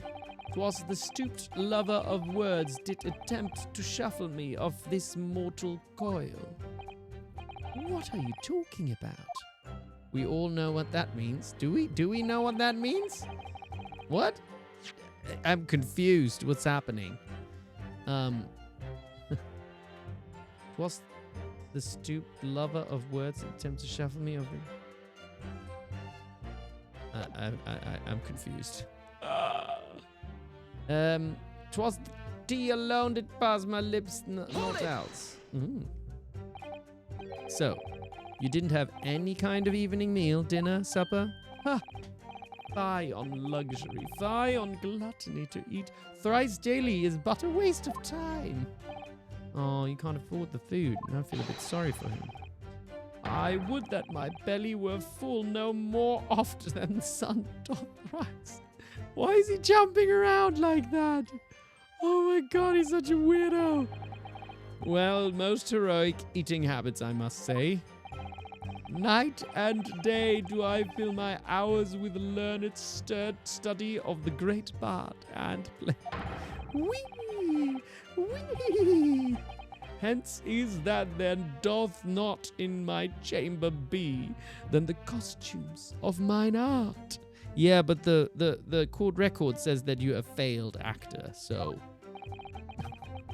your art can't be that great. That would appear to be the case, as even a rodent was found starved to death in your room. Oh my god! Now I think of it, it's not just food that was conspicuously missing from that room, is it? I don't recall seeing a single play or script anywhere.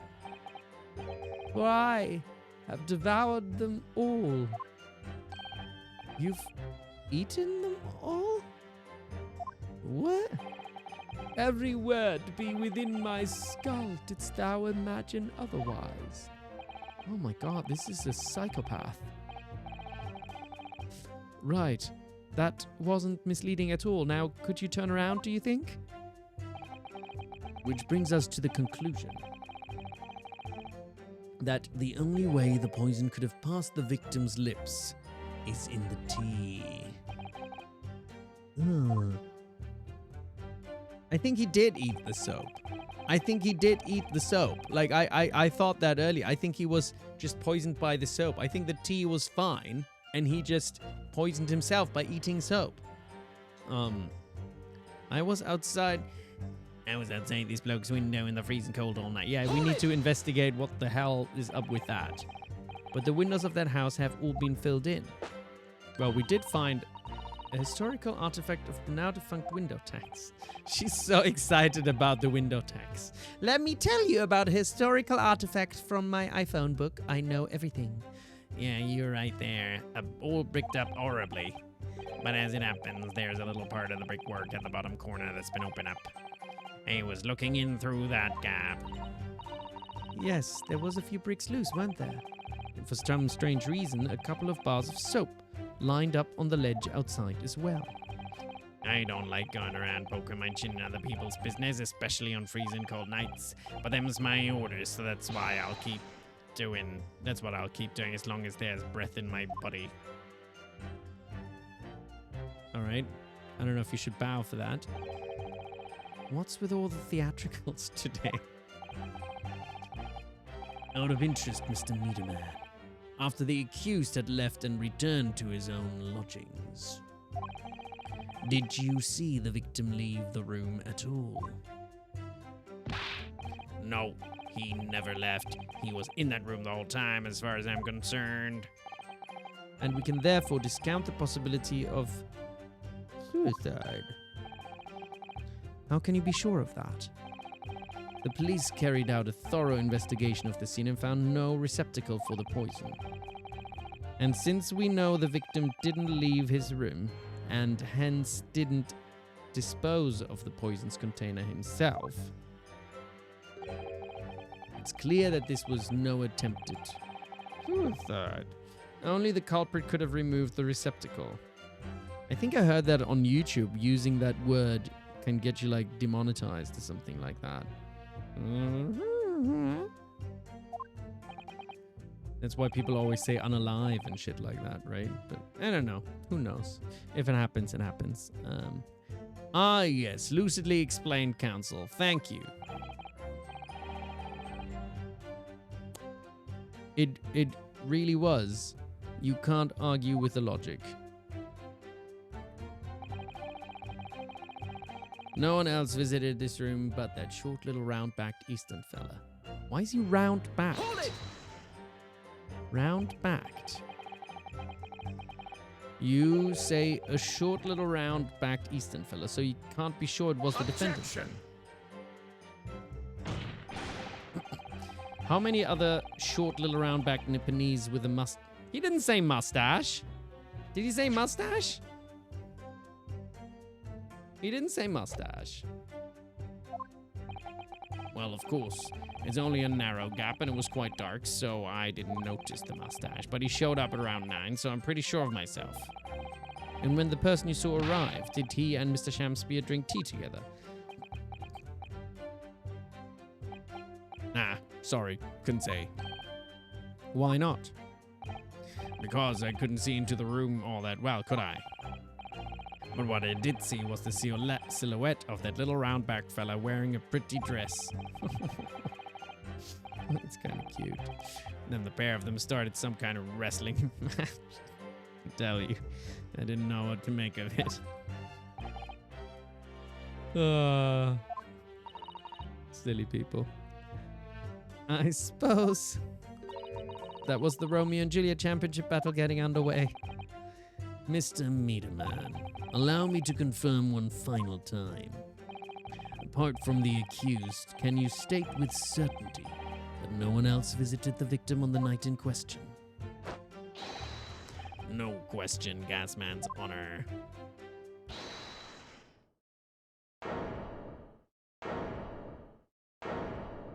Okay, someone's not happy. My lord. Goodness me, yes, Mr. Foreman?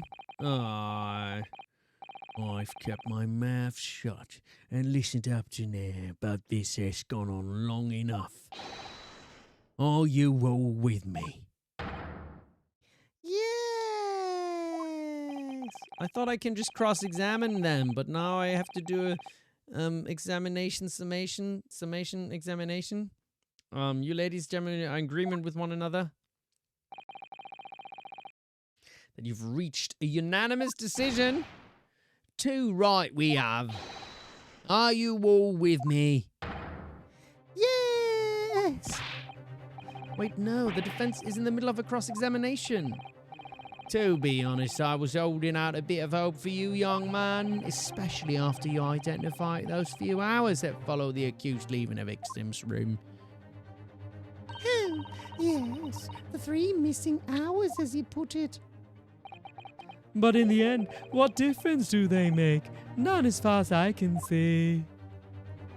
Oh, and since that's now apparent, there's really no reason to delay our decisions any longer. Like I was saying before, if I don't take 5 bob on with me tonight, the missus will blow her top. What's that? Sorry, didn't quite catch what you said. How can he declare someone guilty if he can't even hear what I'm saying? Very well, let the court be appraised of your decisions. Ladies and gentlemen, there you will state your leanings as to the defense culpability. Guilty! Guilty. Guilty. Guilty. Alright, you think he's guilty, we get it. Chill out. Silly people. Yeah, but you might be wrong. Have you thought about that, eh? Maybe you have. All of you. All of you. Well, it would appear that the jury is indeed unanimous. It's so weird how they can just do that in the middle of the case, like while it's not even finished yet. That seems outrageous. So this time at least, it seems justice will be done. All's well that ends well, as they say. This calls for a toast, I feel. Excuse me, summation examination? To the guilty being punished. You prick. Nah, this is not over. This ain't over till it's over. Get up, Mr. Naruhodo, please. Trial isn't over yet. What do you mean, miss? Have you forgotten already? What about the information I found in the encyclopedia of British law I have? The obscure right that belongs to the defense in these situations. Remember? Yes, come on, dude. It literally happened like 2 days ago or something. A summation examination. Yes. That's right, we don't have a jury in Japanese courts, of course. But here in the British Court of Law, if we can reverse the decisions of a majority of the jurors, we can force the trial to continue. Oh, it's obligatory tutorial, that's why. Because it's the second game, of course. This trial can't end now. Whatever it takes, I just can't let that happen. The defense moves to invoke its right to a summation examination, my lord. Oh, he's going to destroy glass again, isn't he? Why am I not surprised? Have my learned Nipponese friends an ability to admit defeat? You choose to cling desperately to some archaic rule you barely comprehend instead of accepting the truth. Certainly no other defense counsel in recent times has exercised the right to a summation examination. Because they all know that once the jury's mind is set, it cannot be altered. And yet I've done it multiple times, Mr. Douche Van Douchemason. There we go. Nevertheless, the right remains, and it must be upheld. So that's what we're going to do. That's what we're going to do. The defense counsel's request is granted. The court will proceed with the summation examination as outlined in the Encyclopedia of British Law. Thank you, my lord. All right. Are you and your fellows prepared, Mr. Foreman?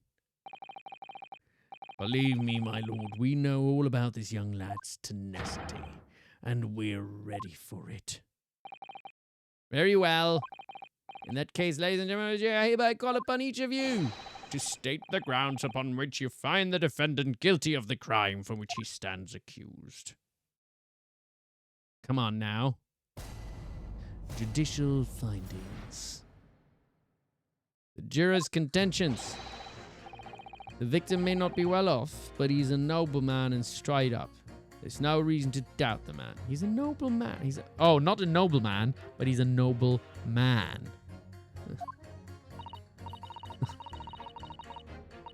Well, I do declare the good gentleman has no reason to lie. In fact, I think he's rather splendid. Just look at the accused by comparison. He's Japanese. Stoops over the wine, has a mustache. Very fishy. Okay, we got another Jim Jams in the court. We got another racist. Sharp. There's no evidence to suggest the gangling actor is a fraudsman.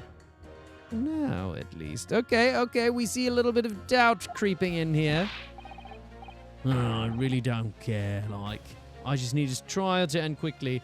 Dismiss him from the jury, okay? If this is how you're gonna behave.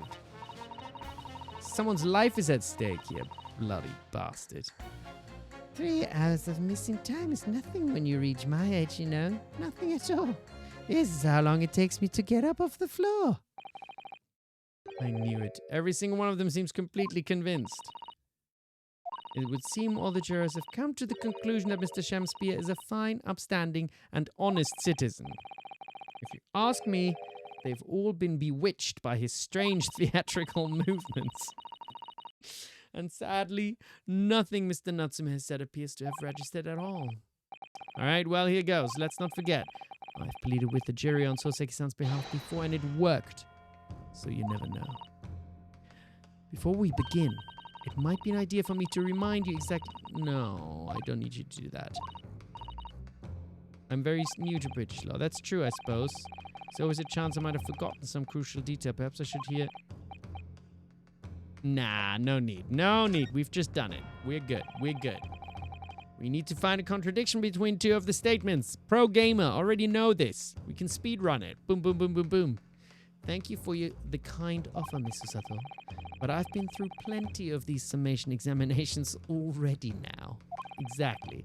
I think it's important that we don't delay the start any longer than necessary. Of course, I understand, and I'm sure you're quite right. If you're confused by anything at any point, you can turn to me for advice whenever you like. Very nice, Susato. She'll be here for me.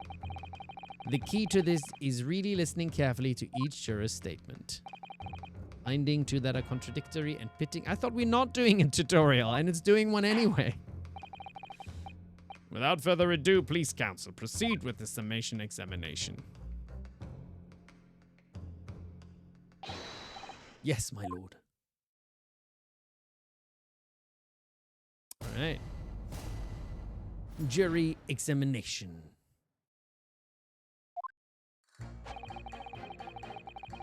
Let's see, just out of curiosity, if we would be able to find a contradiction already. The victim may not be well off, but he's a noble man, and straight up, there's no reason to doubt the man. I do declare the good gentleman has no reason to lie. In fact, I think he's rather splendid. And he is very fishy. There's no evidence to suggest the gangster is a fraudman, for now at least. So she's kind of saying like, oh, for now. And he says, I just need this trial to end quickly. There's a contradiction in itself. 3 hours of missing time is nothing when you reach my age, you know? Nothing at all. I feel like I could pit her. There's no evidence to suggest the gangling actor is a fraudster for now.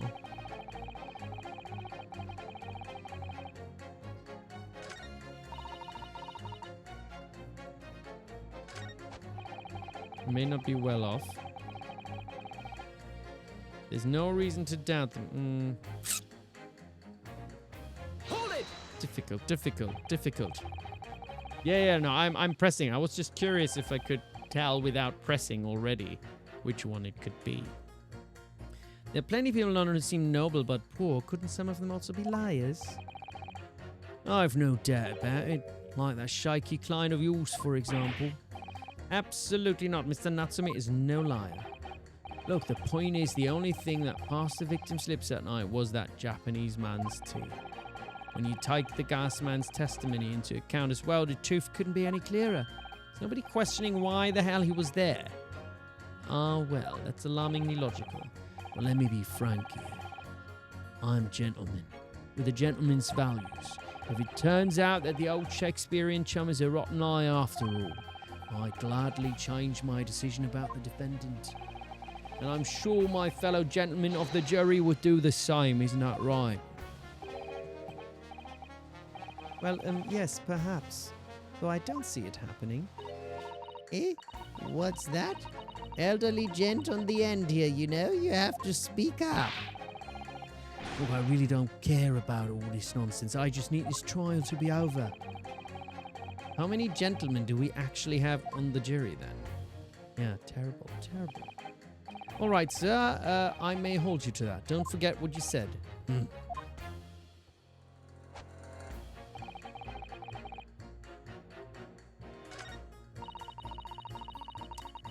Okay, she says he has no reason to lie. She thinks he's splendid. Are you saying you believe the man to be trustworthy because he's rather splendid? No, that's not what I said. The point is the man is the victim here. What reason would he have to lie? And yes, he is rather splendid. So you say yet again. Meanwhile, the man who stands accused behaves so suspiciously. It's exhausting to look at him. Oh, she does have a little bit of a point, but that it's not. He does act suspiciously, but that's just his. I don't know what I'm trying to say. Joie de vivre or something, but that's not the right word. That's just how he lives. I'm afraid he's not splendid at all. Splendid logic there, madam. Thank you so much. Just look at the accused by comparison. He's Japanese, stoops all the while. Shut up. No, not one of those things is a reason to find the man guilty. But he is fishy. There's no point dancing around the fact I'm not going to keep repeating your racism. You see, you arrive at the conclusion in just 3 steps. 3 steps, like a waltz, in fact. You know, the more I think about it, the more this trial seems like a dance. You seem to be several steps ahead of yourself, though, and you're on the wrong foot. No, there's nothing but circumstantial evidence here. There's no actual proof that the defendant's guilty. But the victim's version of events is backed up by what the big-chinned man next to him says, isn't it? 1, he saw the Japanese man there. 2, he saw no one else. And 3, he saw the Oh, Jesus. There's another step. Another 3 steps. All this really does seem... You're an idiot. More like a woman. You're just an idiot. Right, and the prosecution will waltz its way to victory if I let you speak much more. There's no evidence to suggest the gangling actor is a fraudster, for now at least. So what does she mean by that? Why for now? A fraudster? What do you mean by that, madam?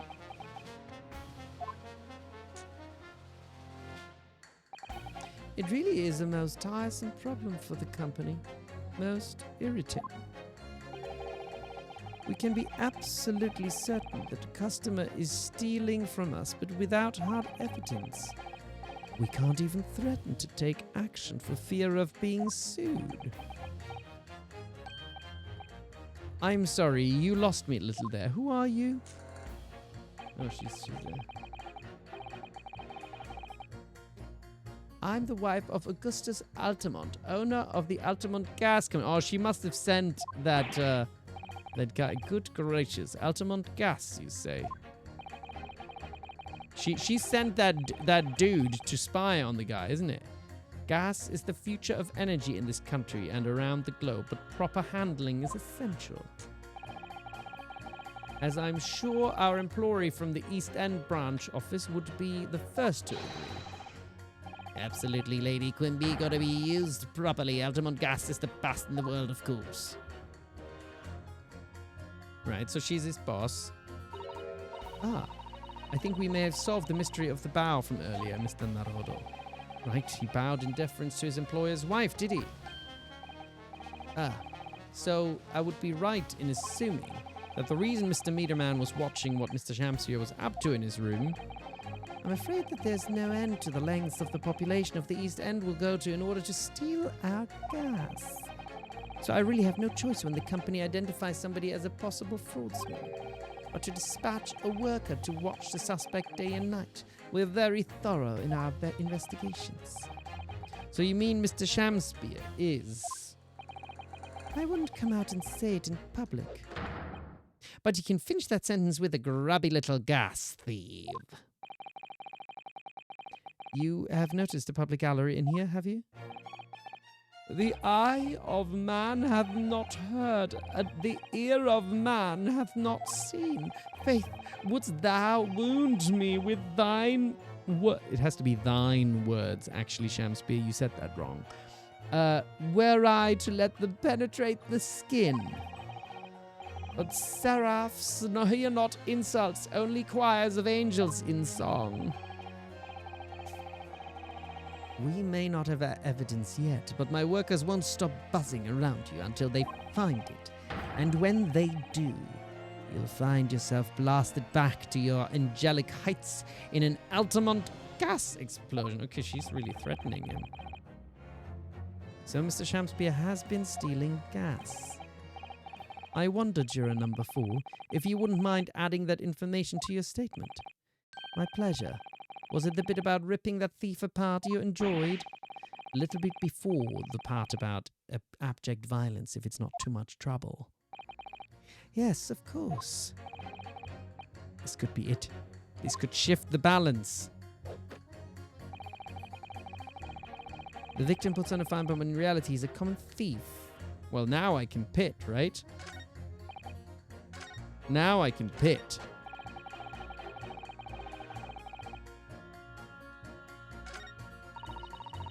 The good gentleman has no reason to lie. Well, either this one or the first one.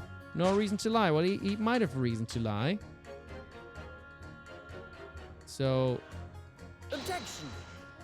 No? Okay, no, that was clearly wrong. Okay, fine.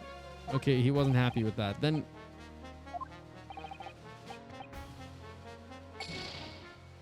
What? Well, then it's his statement, maybe.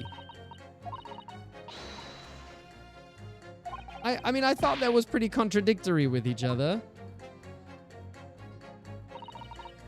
Well, okay, then it's his statement. If you can show me that the victim's a liar, I'll reconsider my position. Am I very fishy?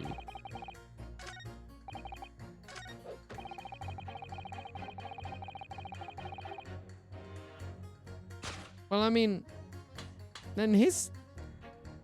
Objection! There we go. Those two statements clearly contradict each other. Good gracious. To whose statements do you refer, counsel? Juror number 1. Eh? What are you yelling about, lad? I presume you've heard juror number 4's statement, made by the wife of the owner of Altamont Gas. Well, yes. The victim, who you claim to be a noble, straight-up man, in fact, turns out to be a common thief. So the good lady says, but there's no evidence, is there? You and I both heard him say as much. It's true, we don't have evidence as such, just yet. But the claims aren't baseless, you know? What? You heard me, seeing as his operation has already been compromised. I would suggest that the court hears testimony from our East End branch office employee over there. I'll do whatever you say, my lady. Gasman's honor.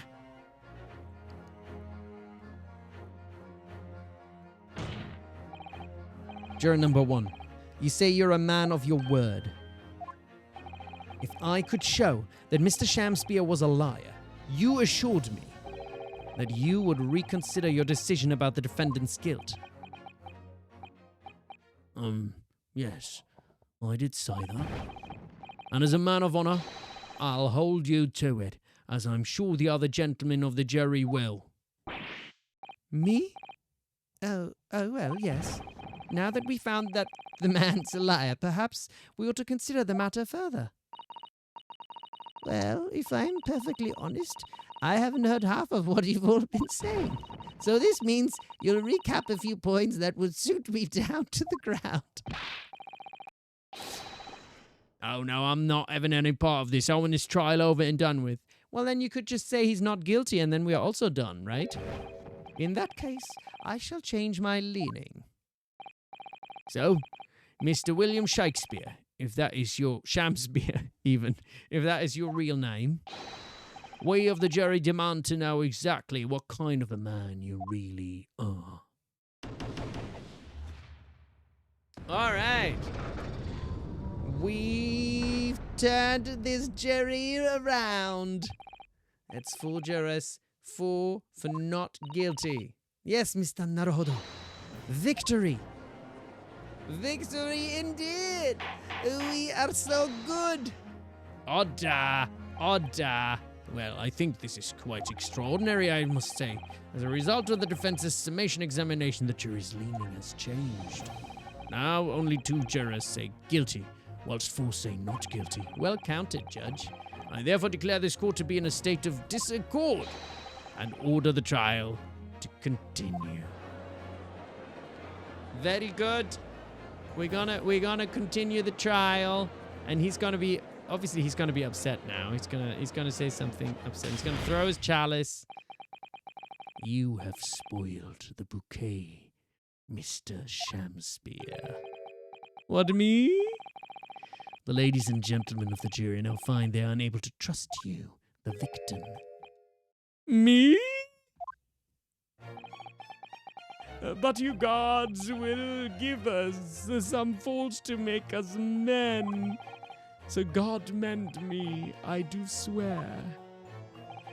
This gasman speaketh that which concerns him most, naught but gas, naught but thin air. And I think I'm gonna leave it here because my voice is feeling rough, and I want to continue this when I'm at my full capacity, and leaving it on a cliffhanger to see where this case will continue. So I'm gonna see what a good day for next week, or maybe the next couple of weeks is, because I think there's like 2 Sundays in a row where I can't stream. So either I'm gonna do Friday or another day. Just keep a lookout on my schedule and my social media, and I'm gonna announce it, and then we'll continue. And also, I've been like mega behind with uploading stuff onto YouTube, so I want to do that as well, because it's kind of fun, because then also people can like leave comments and stuff like that on the YouTube video, which is also fun, and like find like fun bits and stuff. So I did like those, but I'm just a little behind with them. So thank you so much for coming on a Friday, on a different day than normal, and and whether you are like chatting or lurking or watching and my beautiful mods. Thanks to all my beautiful mods. Noodle had to head out earlier, but Kitchen and Elsie for sticking around, and we'll do I think either next week, Wednesday next, or maybe there'll be another one before me. I actually have a little bit less work next week, in which case I can do a little bit more streaming maybe. So, how's it going? Is there anyone we want to say hi to and stream and what raid is the word I was looking for? Is there someone we want to raid? Oh, look at that. Ames listened to, thanks for the cheers. Thank you. I appreciate that. Funny thing, actually, I just saw Crazy Hazy is streaming. We already raided Crazy Hazy the other day. but he's streaming Karma the Dark World, and our good friend Jack Ayres actually plays one of the main characters in that, I think, which is kind of cool. You'll hopefully see me on Wednesday for Wukong and listen to. I hope so too. That'd be very exciting. Let's see. Is somebody playing Great Ace Attorney? Because that'd be fun sometimes. Although sometimes they play it in Japanese and then they're like, Who are you? Who that? Rate this Ace Attorney Chronicle. Minus bros. Oh, it's hard to tell if they're... Neato. You know what? Let's leave it with rating today. I'm a little tired, so we'll leave it for now. And but I'll see you all on Wednesday or whichever other day I'm gonna find. So, and how about I make myself big and we get big balloons. We get big balloons. Look at that. Haven't had big balloons in a while. And confetti, and all the reactions, and no sad ones, but it's kind of fun to see the rain. It's been great. Thank you very much for joining, and I'll catch you all soon. Y'all take care. Bye bye with the hearts out. Bye bye. Peace.